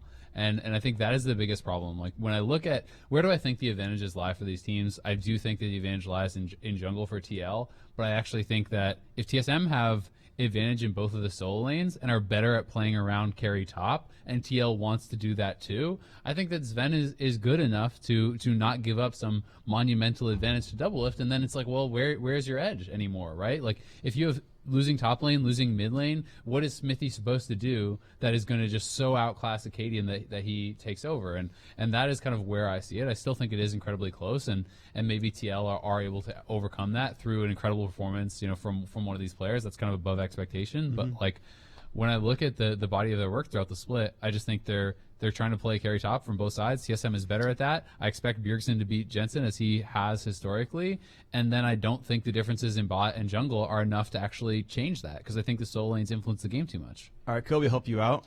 I'm gonna take it back. TL 3-1. Because really as close soon as to you TSM to TL. I mean, as soon as you said individual skill doesn't matter, it's teamwork. I was like, actually, I take individual skill by a lot because I think Xmithie is a far better player than Acadian, and I think Impact is, as a package at the very least, a far better player than Broken Blade, and the rest of the parts are close. Except CoreJJ, who's also a far better player than Xmithie. Okay, Bjergsen versus Jensen and Double versus Ven is pretty close. Otherwise, it's like very obvious that the TL has better players. And so it's like, well, Even unless at you this think, style, you think Impact is very clearly better than Broken Blade at this style? I mean, it depends. Like, if he actually gets clapped in like Riven versus Yasuo or something, not that they're gonna play that matchup, but like, he could still play Sion or Ornn or something, and he'll probably be really good at it. I don't see a best of 5 against a player of Broken Blade's level where Impact gets slaughtered. Like, I just don't see it. And to be fair to Impact, like he's had those Gnar games where he just like 1v9 C9 through Gauntlet, back in the day, and that's a little removed, but he has had a history of that. Kennen, Morgana, Lulu. I mean, like, he's played a number of different types of carries, and like Vladimir, GP, you know, like some of the things he plays. Like, I think he can play carries. I think to your point about stylistically, I don't think TL plays around him very well. TSM I think plays better through Broken Blade. Yeah. But I think some of that is because they have to. I mean, I feel like the series is going to come down to who makes more unforced errors, more of the mistakes on their side. Okay. And Team Liquid do have the more veteran players, the more finals, playoffs players. So I think that would be the argument to go for on Team Liquid's side, rather than the super extreme. They're just better in all these different positions. Which is also true, though. But and that's part of it, right? Is like that's part of the package. Yeah, is exactly. Their veteran status. Yeah. So I mean, that was what I was like putting together here in preparation for to go against the 3 TSM predictions. But now that Freak has taken taken the stand. Now you're free, Kobe. I had you're been free. most of the day. I had been convincing myself of all these things going in TSM's favor, like you're mentioning the academy team, like you're mentioning the coaching staff, and it's not just Zix. It's also Peter as well as Goldman, Plop. And Plop is actually it's Goldman. But he doesn't want it to be Plop, but that's a better name. It's yeah, I just refuse to change. But I think that's going to be the big catch for me is, are there going to be mistakes from the younger players on the team? You know, Acadian, Smoothie, especially you mentioned, possible nerves. Or in the top lane, if they do have a lot of these 1v1s, those are going to be the areas I'm focusing on. Yeah, but because Acadian, not solo lost them games, but has had some very bad performances in the playoffs already, and like against a team like Team Liquid, can you afford to just drop a game to your younger players being nervous or making a rookie mistake or something like that? Like, To be fair, Xmithie has also had some very bad that's games. true. Not in playoffs. It is interesting though, because I had a similar discussion today where I was talking to someone, and and the whole idea kind of came up of like, well, if you have the same start that you had against C9, can you win that series against TL, right? You know, where it's like, okay, you had a rough early couple of games. You know, is TL the team that they have so much experience? Can you actually pull back? Like, will they kind of crumble to that? And probably most people would say no. So I think that's why I think it's so incredibly close, right? And As like, we're talking about this, I'm like flip flopping again because. But I mean, Right. that's exciting, right? That it's No. like both sides are legitimate. That you can Yeah, pick they are. either side. Well, This is genius. It was going to be 3 TSM predictions, and Yeah, I was yeah. going to have to be Team Liquid. And But I've convinced both of them. I haven't, You didn't do anything. I haven't convinced myself. flip-flopped, but to be fair, in that C9 series, like I said this somewhere else, but like I actually think C9 would have won that series if I think the drafts in Game 4 and Game 5 were like 80-20, 70-30 style drafts. We're like assuming equal teams. The one with has a 70% chance to win. I thought Game 4 with the Zed pick and then the Cho'Gath that was taken after that, and Game 5 where they had Kindred Zillion, they picked All Engage into that. Both those were drafts where like the team with TSM's drafts probably wins 70% of the time, and I'm not sure that you're always going to get such lopsided drafts late in a series as well. So like while we are applauding the coaching staff and the better drafts of TSM, it's like, is that necessarily replicatable? Is someone going to blind Zed into you? Is someone going to hard commit to like hard engage after already seeing the Kindred and the Zillion? Like, Yeah, and to be fair, C9 does do those kind of crazy drafts and sometimes pulls them off, right? right, yeah. Like, I mean, I'm not saying like it's a bad thing that they're more creative and risk taking in their drafts. I just think that like those were drafts where like if I was the coach walking off stage, I'd be like, I just killed them. You know, like, yeah. I So, mean, like- the barrier of execution was really high. yeah, it was super high in those games.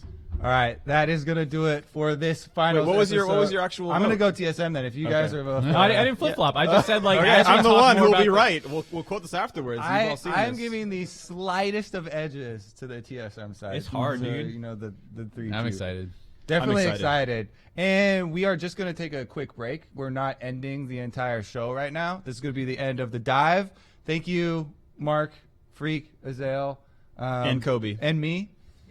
You're welcome. But we're me. just going to have a 1 minute quick break, and we'll come back for a Q&A for about 20 minutes or so. All right.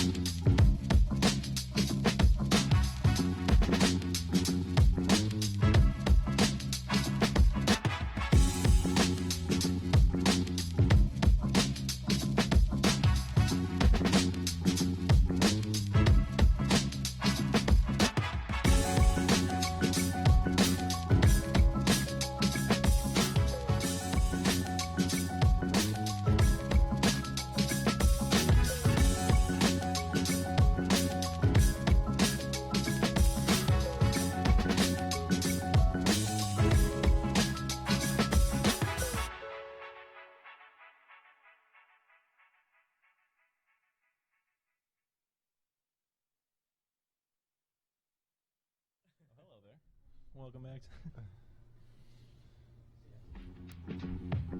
Welcome back for the Q&A section of the dive. We've got everyone lined up here. Number 1 ready to go. Do we have a camera on them?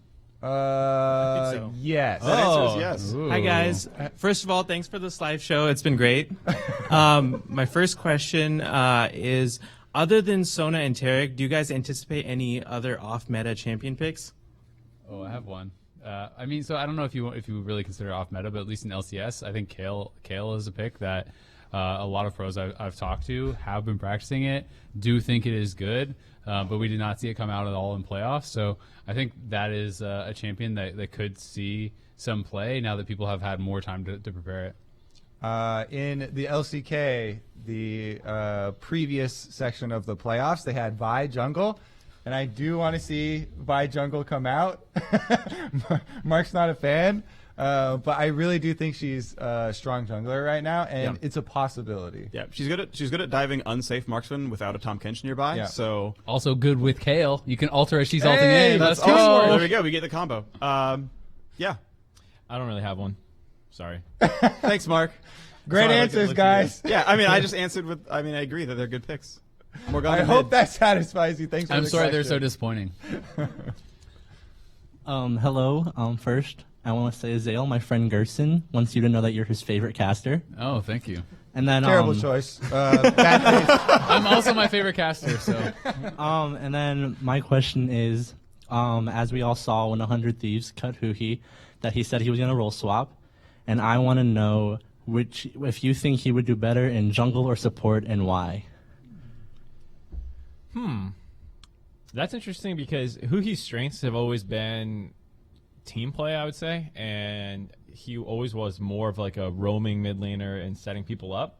And so I think that might lend itself a little better to jungle, because you still have to lane. If you're in the bot lane, you have to learn all these new matchups which you don't know, and not like jungling isn't a lot of knowledge as well, but like it feels like that's closer to his skill set already when he's super good at Aurelion Sol and all these other roamers.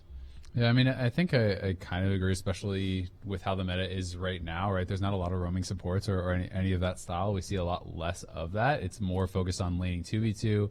I think the fact that they added turret plates made the laning phase a lot longer, right? It's more focused on that, which does kind of take away some of like the argument that you might have had before, where in the past maybe you just get Moby Boots and you're just running around the map, and that feels maybe more Huhi's style. But I have heard from a lot of his teammates and other players that he is a guy with like a lot of game knowledge and a really smart player and good to work with. So be interesting to see, if he can kind of slot into those roles, because I also think jungle, like if that is the better suited one, there's actually a ton of really good junglers in North America. So Yeah. it's really difficult probably to see. It's like, who in the LCS does he steal the spot from? Well, actually, I was going to use that as my example that he should go jungle, because I think there's actually a lot of good domestic supports that are like ready to go and are doing just fine. Whereas I can think of two very weak junglers right now in Lyra and Rush who are having bad seasons, and who he is a resident. So like, you even free up import slots somewhere else, whereas like import slots are being used in jungle, and the pool's still not very good. I think Wiggly also, like, his rookie split like was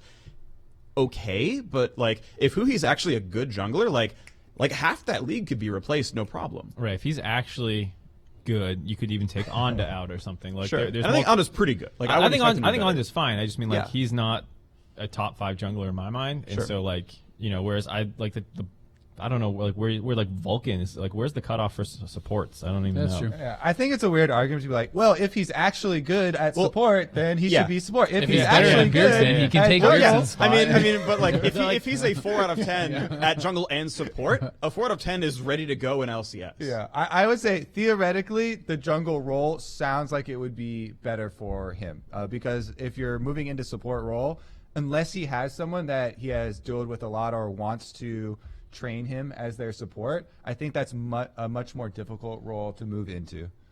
All right, thank you. Thanks. My one question is, tomorrow, out of all 10 players, which one player will win the Finals MVP and why? Ooh. I've already decided it's Bjergsen. But you just said Team Liquid's gonna win. Yeah, but before that, I said TSM was going to win. So as I said at the start of the show, bad opinions. All right, so just here's how it says works. a lot of things. Okay, even if TL is more likely to win, which I still maintain, if TSM wins, it's probably Bjergsen's trophy.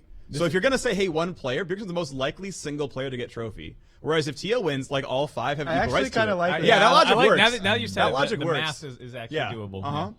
You can swing it. No, that's it. The question's over. These guys all agree with me. You did well, Freak. Yeah, I think if I was going to choose someone on the Team Liquid side, honestly, it would be Doublelift, because I feel like there is going to be so much pressure on him in this series, and Bjergsen even talked about it in the teaser. He's looking for Doublelift to kill Doublelift. That's why I think it could be CoreJJ. If he's like, if Doublelift and Bjergsen are like trying to murk each other, and then you have,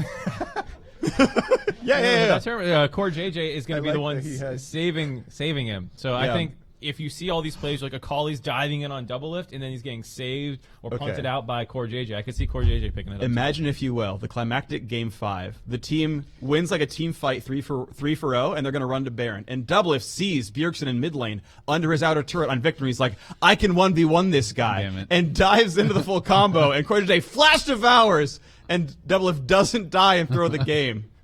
That's CoreJJ. Well, MVP you killed right Mark, there. so let's go. Next question. By the way, that is a direct play-by-play from Worlds 2016, minus CoreJJ. So my question is, League has evolved ever since going from Freak's Basement to South Korea. How have you all felt just watching it grow and being like a part of that growth? Old. Very old. We get it. Yeah, I mean, yes.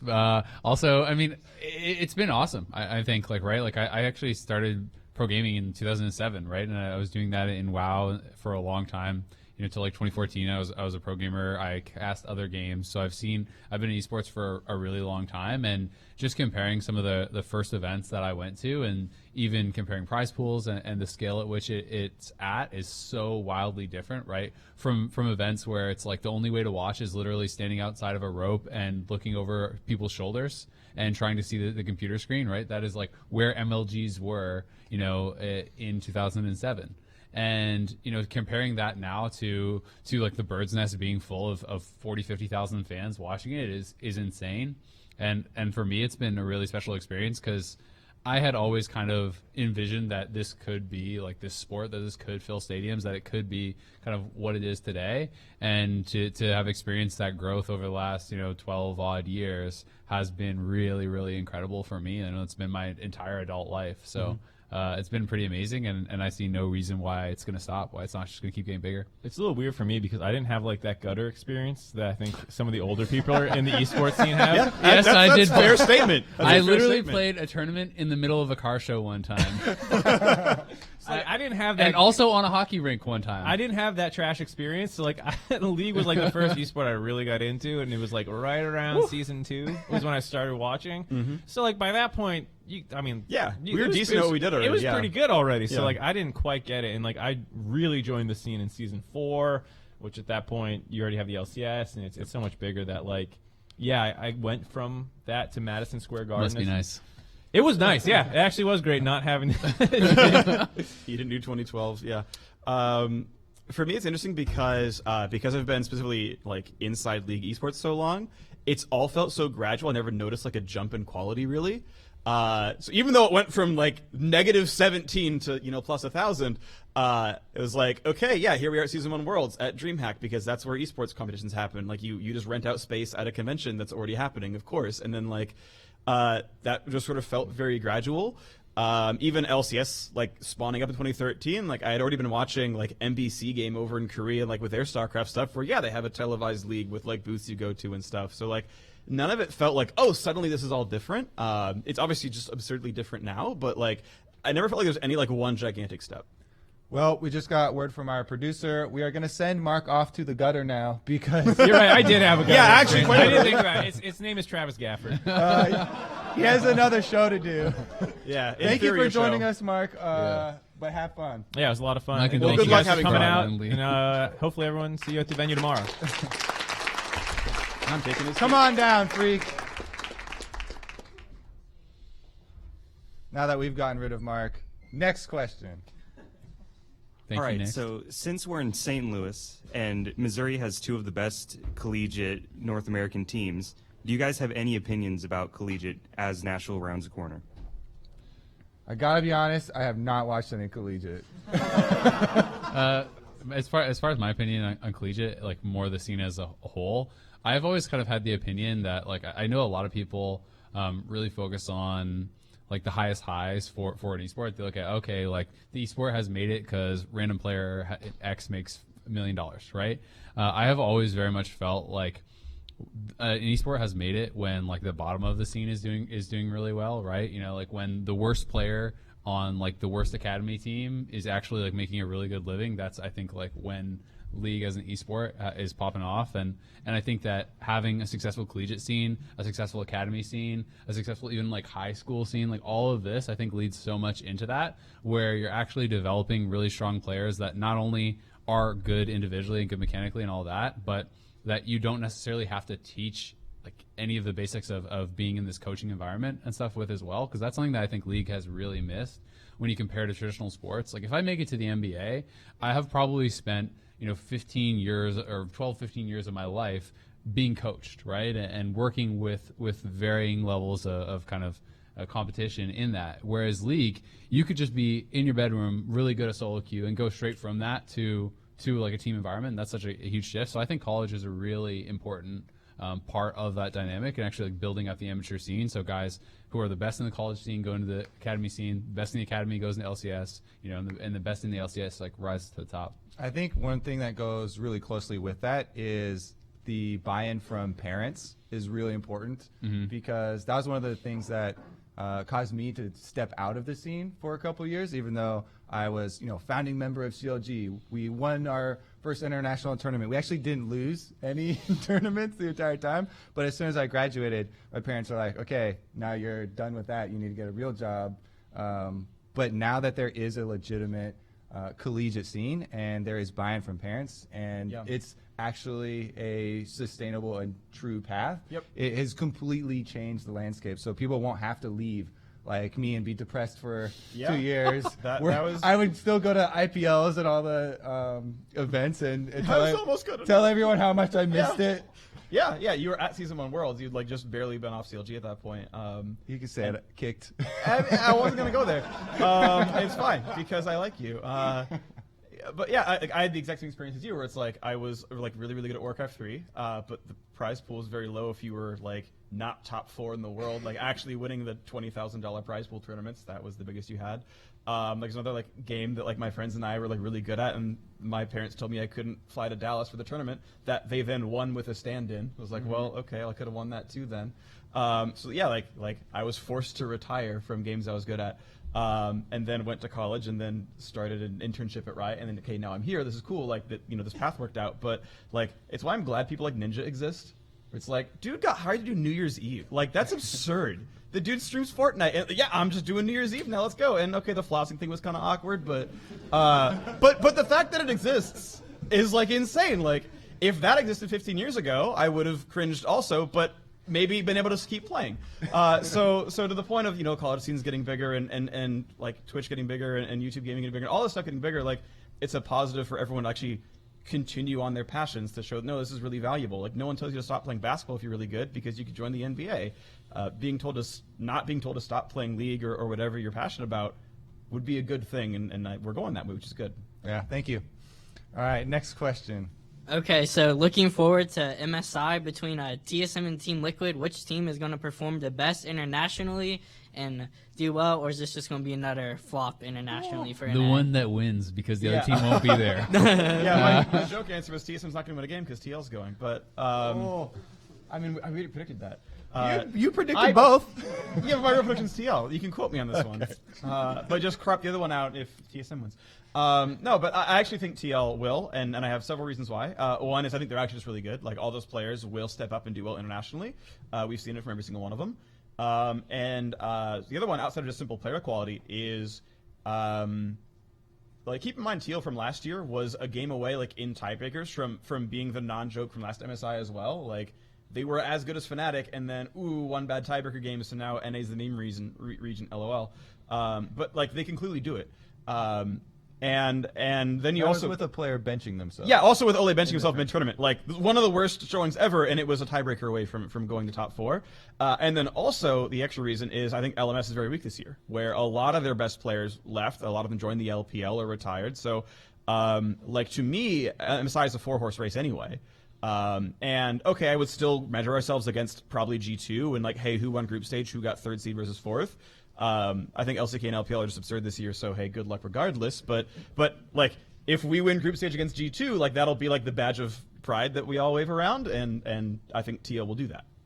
For me, for international tournaments, I always look at the team's coaching staff first, because I feel like one of the most important things is the speed with which you can adapt to whatever patch the tournament is going to be on. And for that, I might even give the edge to TSM for their willingness to play, you know, whatever sort of things come up with the extensive coaching staff that they have. By the way, they have the LCS coaching staff, they have academy, and then they also have this like youth team. Mm-hmm. So they have pretty much 3 coaches that are all going to come together to work with the team. So I think if I went by that criteria, I might actually give the edge to TSM. Yeah, my hesitation with TSM is simply, you know, we've seen them internationally. Yes, this is a different team, but we've seen them internationally fail a number of times. And I felt like often the reason given was, well, it's so-and-so's first year internationally. Like, it's a different thing. They have to learn it, right? Like, whether it was Biofrost or it was, you know, like not, well, Katie now, but like Hansel and so on and so forth. So that is my kind of like biggest worry for TSM if they're to go. You know, how does Broken Blade perform? How does Acadian perform? You know, when it's kind of their first trip there. Whereas, you know, if TL does prove themselves to be the better team, Jensen just came from World Semifinals. You have 2 world champions. You have, you know, like you have an MSI finalist, and then you have Doublelift. So, sure. You know, I think that like either way, I would expect it to either team to get out of groups. I think that should be the baseline for success this year because, as you said, LMS I think is a lot weaker now. But as far as like what the ceiling is, yes, you expect Korea to certainly be dominant, but you know we all saw what happened at Worlds, so you know you never know. So would you rather have Team Liquid there? I think as far as like what I would expect the baseline performance to be, probably TL, but I mean I think TSM is going to win the series, and I think they certainly could do really well. It's just going to depend, I think, largely on kind of their younger players, their guys who haven't had that same experience, because playing on a big stage with all that extra pressure, I think really does change things, and you know it's hard to know how players are going to react. Thank you. Thank you. I had a couple more just thoughts I wanted to add. Because I think it's a cool topic. One is it's interesting because like every world championship team has had like a new guy in the block who just like popped off. It's like Will Faker in 2013. You've got Marin in 2015. Like Bang did the same. Like he was really, really good then. And it's like it's all their first times out there. And they knocked it out of the park. And not that there weren't other ones who did choke, right? Like you look back at teams that are supposed to be amazing, like LGD or like now Kingzone, but you know Longzhu, like. There's also teams that are really good that choke. And Griffin last year, right? Yeah, and Griffin, even domestically, yeah, exactly. like failed to even go. And you know, you have KT Rolls, you have Gen G this time around, and they were veterans. Like choking just does happen sometimes. The other thought was it looks increasingly likely that 9.8, which is the MSI patch, is going to be tank meta, and Broken Blade hasn't shown himself to be anything other than you know a Riven-esque player, like playing a bunch of carry matchups. And if top lane is Sion versus Cho'Gath versus Gnar versus Maokai every game. Well, I have no idea if Broken Blade can play in that metagame, but I sure as hell know the Impact's going to smash some people in that one. And so, like, the whole adaptation point, I think, just automatically goes TL's way because that's in his wheelhouse. He's playing well with Kenna right now, but we know he can play Nautilus. Mm-hmm. Thank you for the question. International tournaments always make me very nervous as an NA fan. What's the next question? So, why do you think LCS teams like to play Cinderhulk Jarvan so much? Because in solo queue you build warrior traditionally, and I think that synergizes more with this kit. I think Crumbs brought it up, but Jarvan's like 1-9 recently. I think C9 might have actually been the team facing Liquid had they picked something else in games 3 and 4. Svenskeren was really good in games 1 and 2, and then 3 and 4 he picked Jarvan and built Cinderhulk and couldn't get any momentum going. Yeah, I think the thinking for pro play has always been that in the cases that they're picking Jarvan and they're building Cinderhulk, they're looking at the carries on their team and they have confidence in those players to be able to deal damage for team fights. For solo queue, I completely agree. Warrior, because early cooldown reduction and damage makes your gank so much more effective. I also think that could be applied to pro play effectively, though. I think that a Warrior Jarvan could also be effective in pro play if you use it effectively with early ganks, snowballing lanes, and you're not taking this role for your team as Cataclysm, main tank, I'm keeping everyone here. Whereas a lot of times in pro play, the comp is designed around, like Jarvan Galio or something like that, where your Jarvan is supposed to get in there and keep the other people around as long as possible. Yeah, I mean, I think your point nailed it really. As far as it's mostly based, I think, on comp, like what they're playing, right? If you have like a damage top laner and damage like carry mid laner, you don't necessarily need the extra damage, and often people want to have a front line because it makes it so much easier for your marksman to actually play around. Yeah. Also, as far as like Jarvan has done really poorly in LCS in particular, but it's actually doing fine elsewhere. So it's always hard to say because it's a small sample size, right? It is like 1 in 8 or whatever in the last 9 in NA, but I know it's about 50-50 win rate in the top 5 regions overall. And Rush was like 4-0 on it when Echo Fox came into the LCS. It was like 3 or 4 Jarvan games in a row, and those were obviously all wins. So it's well, if I pick one I measure, I can make anything look bad. It's like, well, yeah, I can measure exactly 28 teams. Like, look how bad Bjergsen was not making finals. That's like as a random example of like an allegory. In general, I would say that if you're going to pick Jarvan, I think you should probably just play at Warrior. That like if you're playing an engage tank, pick Sejuani or Zach or someone else who is more suited to playing a Cinderhulk champion who can build nothing but tank and actually be durable and still engage well. Because every time I see Cinderhulk Jarvan in pro, like he goes, I'm helping, and dives in, and then he still gets 3-shot by Ezreal or whatever because he's actually just not that tanky. Like he's got gigantic AD ratios, which is good with Warrior. And like if you're trying to wombo with like a Galio on top or an Ezreal flying through or whatever, well, getting extra like 99 damage out of your combo is actually really relevant. Not even counting your auto attacks coming through for 60 more each time. So I don't know. To me, it's like. Yeah, sometimes you get like pigeonholed in draft and you're like, crap, we need a tank. We already picked Jarvan and he can't go top lane. Okay, sometimes you're forced there, but I actually wouldn't draft opting into Cinderhulk Jarvan from step 1. I think it's actually wrong. Yeah, and I also think, like, to your point, Rek'Sai was so big in a lot of those series, right? It was like dominating the Jarvan, and I think Rek'Sai is going to be super high priority in finals. That people are really going to be trying to get that because it has looked so much better than the tank Jarvan we're seeing. Thank you. All right, thanks. Next question. Hi. I don't know if you're going to watch the LPL/LCK finals, but do you have any score predictions on them? And also, do you think NA will win Worlds soon? I hope so. What is it? The TM soon or TM soon? During League's lifetime? Yes. Yeah. It's coming, baby. If so, how would they change? How would they improve? What should they focus on to level with? For NA, what do we have? Oh, man. That is a very... So I'm going to chime in and be like, I think TL has the best chance right now. Like, I think 2016 TSM was maybe the next one to think about. 2014 TSM is actually pretty good too, but I mean, we saw them play against What about White. C9 who made it to the semifinals, freak? Yeah, and obviously, like, on paper that was close, but then they got 3-0'd by Fnatic. So it wasn't. I don't know, like this lineup on paper, it's like, hey, if anyone's going to win Worlds, it's like CoreJJ and Impact and Jensen and Doublelift and Xmithie are like, well, those are like potentially the all-time best in the role across all of LCS history with, CoreJJ's 1 split as a sport on TL. Like, these are just the best players we've had. So, yeah, maybe it's this one.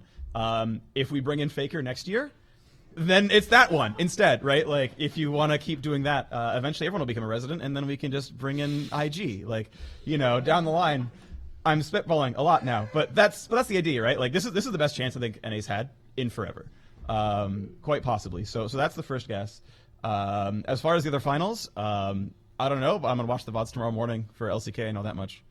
I'll go with the LCK one first because I just rewatched the previous series, and SKT and even Faker and Khan specifically made a lot of mistakes that actually made me feel better about watching, our teams. I guess that always happens in VOD review, though, because when you're reviewing VODs, you look for all the mistakes of every team. So I was going to give a 3-2 Griffin prediction, but I'm super excited to catch that series as well. Yeah, I mean, we're definitely going to watch them. We're going to probably watch the series a bunch of times before MSI, right? As we kind of have to study up on all the regions.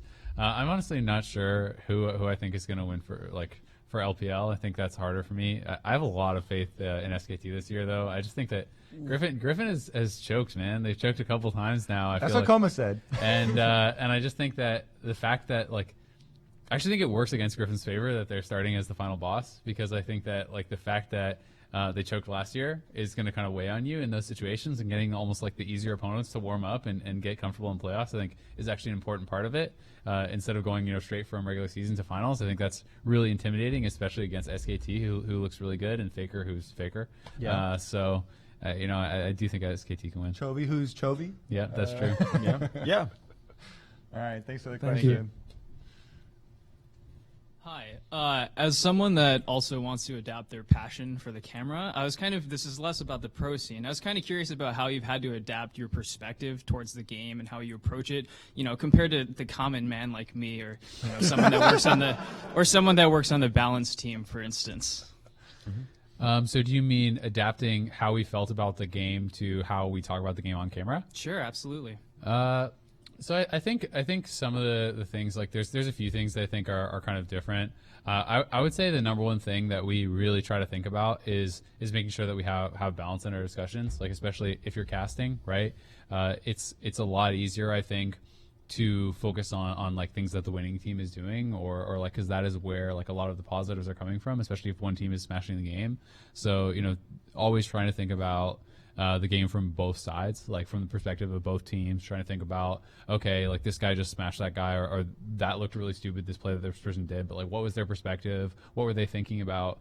Because it can also be a very different situation watching the game and having full knowledge, and sometimes it's hard to remove yourself from that and think, oh, well, he actually didn't have any of those words. He didn't even know that guy had completed an item because he just came out of fog or whatever. So just trying to look at the game through the pros' point of view and kind of look from both teams' point of view, I would say. I don't know if that really answers it. Yeah, I know for me, I'm very micro focused, and that's just not important when you're casting an overall game of League of Legends of 10 players. And I've continually tried to divorce myself from things oh, this is really interesting for me, but it's not important for the game. So that's one thing I've had to edit out of a lot of my on-camera speaking is getting rid of minutia that's less relevant than other things that could be talked about, even if it interests me. Yeah, I think for me, the focus is always on trying to predict what is the most important thing for each team to do next, and then what about that will be exciting to the viewers to keep their eyes on. And then, like Azale was kind of talking about before, even when we're doing shows like this, explaining both sides of an argument, or explaining where the other side could come from, and just always keeping that in mind is incredibly important.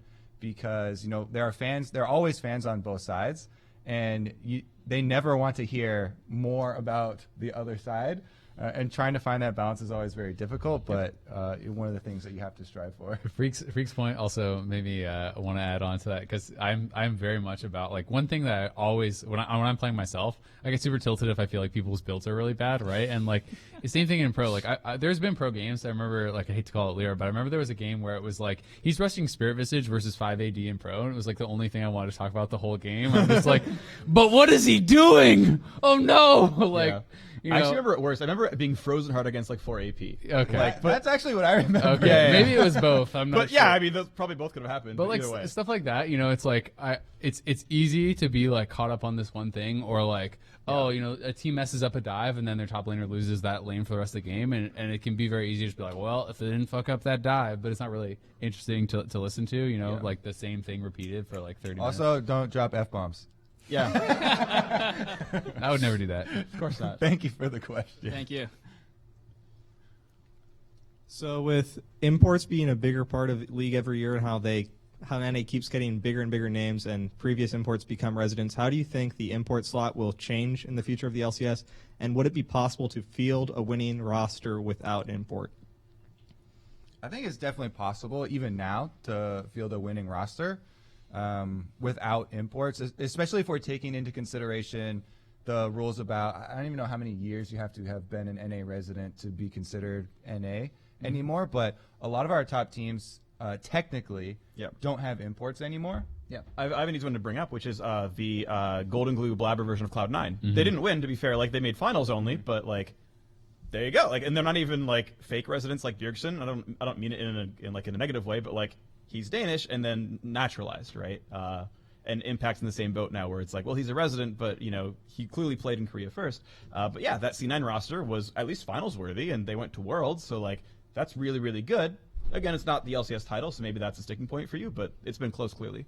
And I think one of the biggest things that might push us in that direction has been the success of the Academy rosters. And we kind of talked about it at the beginning of the show. TSM, Team Liquid, and Cloud9 specifically have been putting more resources into that because it makes their LCS team better. And if they're trying and starting with Academy, then that's going to, field a lot more prospective players. Yeah, definitely. I mean, I think the kind of, it was like Svenskeren played again semifinals when C9 was down 2-1 last year. Yeah, Swolbros was the comeback. Swolbros is the comeback, right? They go 2-0, and they do bring that back. And that was a team that was played with one import, right? And multiple NA rookies, right?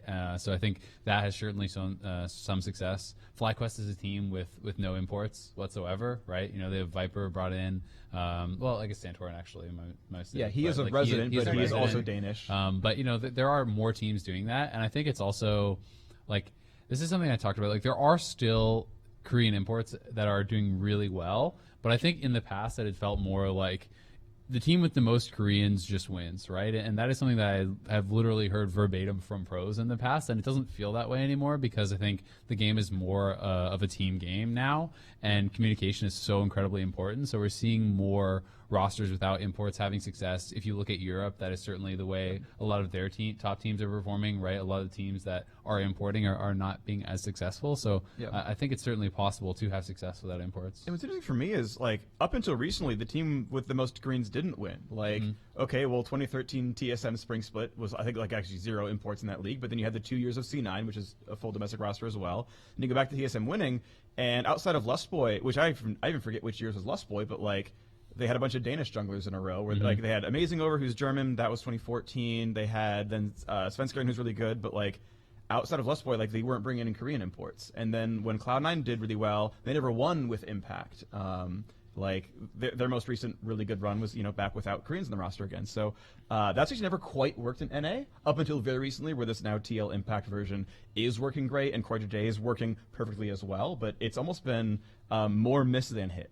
The other little wrinkle I'd also add is we've seen some success in just importing Korean coaches, right? Which is kind of like a different look at it. You look at a guy like Reapert and some of the other coaches that have come over as well that have had a lot of success. So that is kind of like, I don't know if you would count that as a team without imports, but there's been success there too. CLG's roster before they played with Huhi was all domestic. When Doublelift, his first title, so 2015 summer I think it was. So like, I think that's probably like the last like natively born roster, if you're like tracking that back. And then it was like Bjergsen winning a bunch again. All right, thank you. Thank you. We have 3 more, I think, and then our producer is standing in line for some reason. He's got questions for us. Next question. Hi. So earlier you guys talked about the GOAT, but in the conversation about Bjergsen, Doublelift, which one would you give it to? But when watching games on the LCS, there's always 2 parts. There's the game, and then there's the commentary and the casting. So what I want to ask is, who would you give the GOAT to for the casters and analysts? Ooh. My vote straight up is Kobe. Just make it awkward for you. Now that Jat retired, right? So just to soften that one. It was too easy, actually. I'm gonna be honest. If Jat were still working, then it'd be closer. But Kobe's been here for freaking ever. He's just freaking amazing at his job, legitimately. So like, it's this guy. I'm blushing. I'm gonna give it to Freak. Oh, thank you. He has great taste. Yeah, I think it's got to be one of the guys who have been around forever, right? I think if you're talking greatest of all time, it can't be one of the newer guys. I know, like I've told Kobe this. Him and Jat were like my favorite casters when I was watching the league. So it's been like really cool to work with them and get to be on the show with them. I think both you and Jat, like as far as like color casting in NA, those were the kind of guys that you want to learn from and look up to, right? And try to emulate. So definitely a lot of credit. And now he's all washed up, so we can find some. Yeah. This is Doublelift. That's Bjergsen. Yeah, there you go. Hi. Firstly, can I get a TSM win in the chat. Let's go TSM. So I want to talk about international events again. I know it's kind of elephant in the room, but so tomorrow we're probably going to have one of the two best teams ever we've seen finals in the NA. You know, Team Liquid looking really strong with the best roster probably ever. TSM also looking really strong. So traditionally, I've kind of looked in the past with international performance, and I feel like I've noticed that the underdog NA teams always perform a lot better than the strong teams like TL did TSMs. You have CLG at MSI, you have C9 at Worlds, seemingly every Worlds. Do you guys have any thoughts or explanations or theories on what this phenomenon is about, and why do you feel that the strong teams always underperform, and then we always get surprised with C9 or some other weaker team doing really well? I've very much felt that often the kind of super team type thing, like the TSM that we send, or maybe the TL from last year and those sort of things, always play a very, very standard style, and maybe a harsh way of putting it, but are often just like a worse version of what other teams are doing elsewhere in the world, right? At the time where TSM was their best, they're playing a very similar style to like an SKT, but SKT just did it better than them, right? And I think that one of the reasons we saw CLG have a lot of success at MSI in 2016, C9 have way more success at Worlds in general, but also in particular last year, is that they are not a copy of another team. They are like their own style, and I think that when you go into international play, if you play the same way as all these teams elsewhere in the world, it's so much easier to prepare for. It's so much easier to kind of practice for it and understand. Whereas if a C9 comes in, you don't know what the hell they're going to do. You don't know like exactly how to prepare for that, and there's not even necessarily practice partners that are going to be good to kind of emulate that style. So I very much feel like it's to do with coaching, and it's to do with the kind of styles that the teams have, and I guess creativity that they've shown. Yeah, talking to the players on TSM, on Team Liquid, on all of our first place teams, their regrets after every international tournament always seems to be getting themselves into thinking one thing was what they had to do. One thing was the best. And it's because they had the most success with it in scrims. But again, why for international tournaments, why my criteria was adaptation and how quickly you can adjust, and coaching staff, is because hearing from all these players every single time, they're like, oh, we practiced this and we had this crazy, win rate in all of our scrims. I'm like, okay, so during the entire Worlds boot camp, you were giving, that strategy to every opponent that you're you're playing against. Whereas like you're talking about Cloud9 or CLG, kind of the more underdog teams that come in, they probably don't rely on that. Like, they're not winning their scrims coming in. Like, there's no strategy where they're like, this is our go-to. And so maybe it's forced innovation. I know on the side, especially like the Cloud9's coaching staff, they seek it out as well. But I think there is an element of the forced innovation and trying to find something different. Yeah, I actually disagree. Like, it's a restating of Azale's point, but there's no point being a worse version of Samsung White. They'll just beat you. You have to do something different. And then hope that they don't know how to counter because they've never played against it before, and then it works really, really well. And my favorite example was during that CLG MSI run, after he plays Aurelion Sol, Xiaohu has an interview and he's like, I've never played this champion before. I don't know what it does. And you're like, you're a professional mid laner. You never played Aurelion Sol. You're trolling. But that was RNG. They went to go and do great things. So, that's a real world example. Thank you for the question. All right, last one. Hi. So this is a bit of a long question, so sorry in advance. But something we see a lot in traditional sports and presumably esports as well is that the context and the circumstances surrounding a championship often matters almost as much or even just as much as the champion itself. And obviously this can lead to a lot of very hyped championships, but something that happens a lot as well is that it ends up leading to people downplaying some championships. To use a pretty recent example from traditional sports, I think a pretty common public reaction when Kevin Durant won his first championship with the Golden State Warriors was that it didn't really mean as much as a lot of other championships. And given that there's a lot of discussion about Jensen's career going into this finals, I think it's kind of interesting that you can argue that Jensen is on a pretty similar path right now, seeing that he's switched to a team that he lost to, a very dominant team that he lost to in the playoffs the previous year, and he's matched up against another very dominant player that he historically has a pretty bad record against. So if TL wins tomorrow, do you see a similar thing happening with Jensen? I think it definitely depends a lot on what gameplay actually happens tomorrow. But I can already see the headlines of the stories you're talking about. You know, Jensen just joined Team Liquid, like he bought his championship basically, right, by joining the back-to-back defending champions. That gets rewritten by the gameplay, by how Jensen actually matches up against Bjergsen in this game, I think. Yeah, I agree completely with Kobe. I mean, I think that you don't get that story in like the magical world where Bjergsen gets solo killed by Jensen like 5 times every game. You know what I mean? Like if Bjergsen gets slammed, no one is talking about that after. If Jensen loses every lane and TL wins the game, everyone's gonna be like, yeah, you didn't deserve it, right? You lost again, but your team won. I definitely think that is going to be a story, and I think that's something that's probably on Jensen's mind too, right? So I think that people are very generally focused on lane matchup as well when kind of judging players' comparative performance. So I think people are going to have their eyes on mid lane a lot throughout the series. I think you summed it up. It comes down to optics and actually like watching the games play out, because I agree it can easily be just discredited, but if he plays really well and he actually beats Bjergsen, it's 1v5, then it's like, well, you carried Team Liquid to option number 3. Like, they wouldn't win without you. Okay, well then congratulations, you're the reason that they're now the new most dominant team.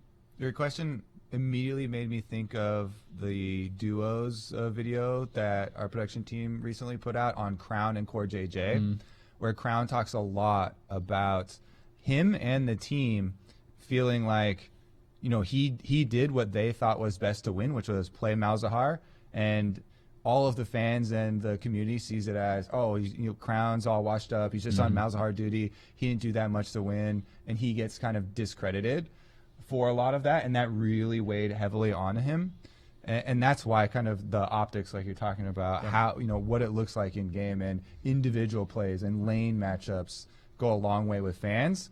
Whereas, team dynamics, if all the coaching staff is like, Malzahar point and click, that's OP right now, do that. And he's like, I'm never going to win lane, the fans aren't going to love me. I don't care, we're going to win. That sort of thing trumps it. And I think at the end of the day, it's hard to make the argument that Jensen is not a player of the caliber that he deserves to win a championship, right?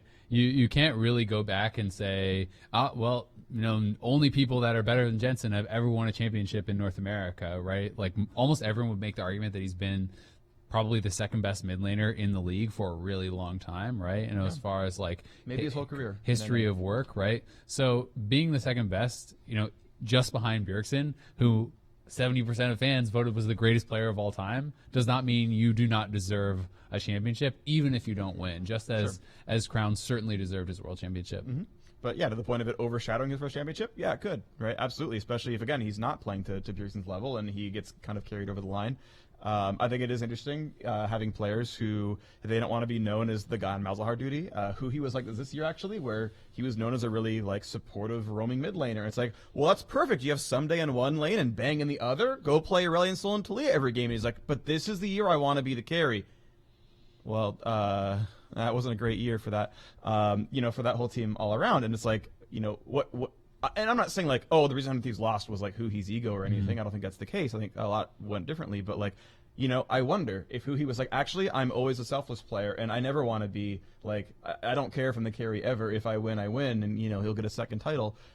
Maybe that whole year looks different for that team. I don't know. Like, it's just like a random hypothetical, like along those lines of players, and what team they're in and how they want to play along those teams and how they want to fit in. I'm not sure if I remember each of the video pieces that I saw, but I think in some of them there were also, it wasn't him always like, I want to be this year this is what more we need selfish. from you. I think they also was a kind of team push to have him play more selfishly. Even back on CLG, after we would talk about the fact that like he had to tell who to play more selfishly and play for himself, and at the end of the day, with that sort of stuff, a lot of the teams the player has some say, but it's mostly the coach who is like, you are playing this, right? And that can kind of dictate the story too. And that was true with Niski as well. There was an interview with Reaper before, I'm guessing semifinals, maybe it was week 9, but he's like, I asked like, hey, what was the biggest difficulty working with Niski? It's like, well, he's not a selfish player, and we played for years with Jensen, who is very much a resource-heavy mid laner who wants to be the one in the forefront doing all the heavy lifting, and Niski's not that guy, and we had to like get our team on the same page where maybe we play a little bit less around mid, but also Niski, you need to take more resources. You need to fill some of Jensen's shoes here, and so players have their own natural tendencies of play styles they want to go for, but teams also need players that fit slots that they have, and that is part of it.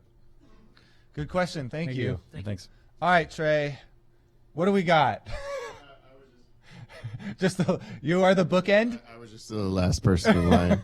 You did That's a great not a job, question. Trey. Big fan of you guys. Still not a question. First time caller. Delete Kobe, Zoe have you poster in the ever, crowd. in the 2+ years that we've been doing the show, have you ever read one of the story docs we send out beforehand? Did you say me? Yeah, specifically for Kobe. I've given notes to Paul on the story talk. Okay, all right. I don't cannot believe confirm you. or deny this statement. I've seen it open on his laptop on shows where I'm on the dive, so we're all corroborating here with All right, Kobe. all right, good. All right, we're done. Thank done. you. Thank you. Thank you, Trey. Terrible question. And thanks, everyone, for joining us. Azale thanks you too. That's true. Cool. I think we're doing. Are we taking pictures or something, Trey?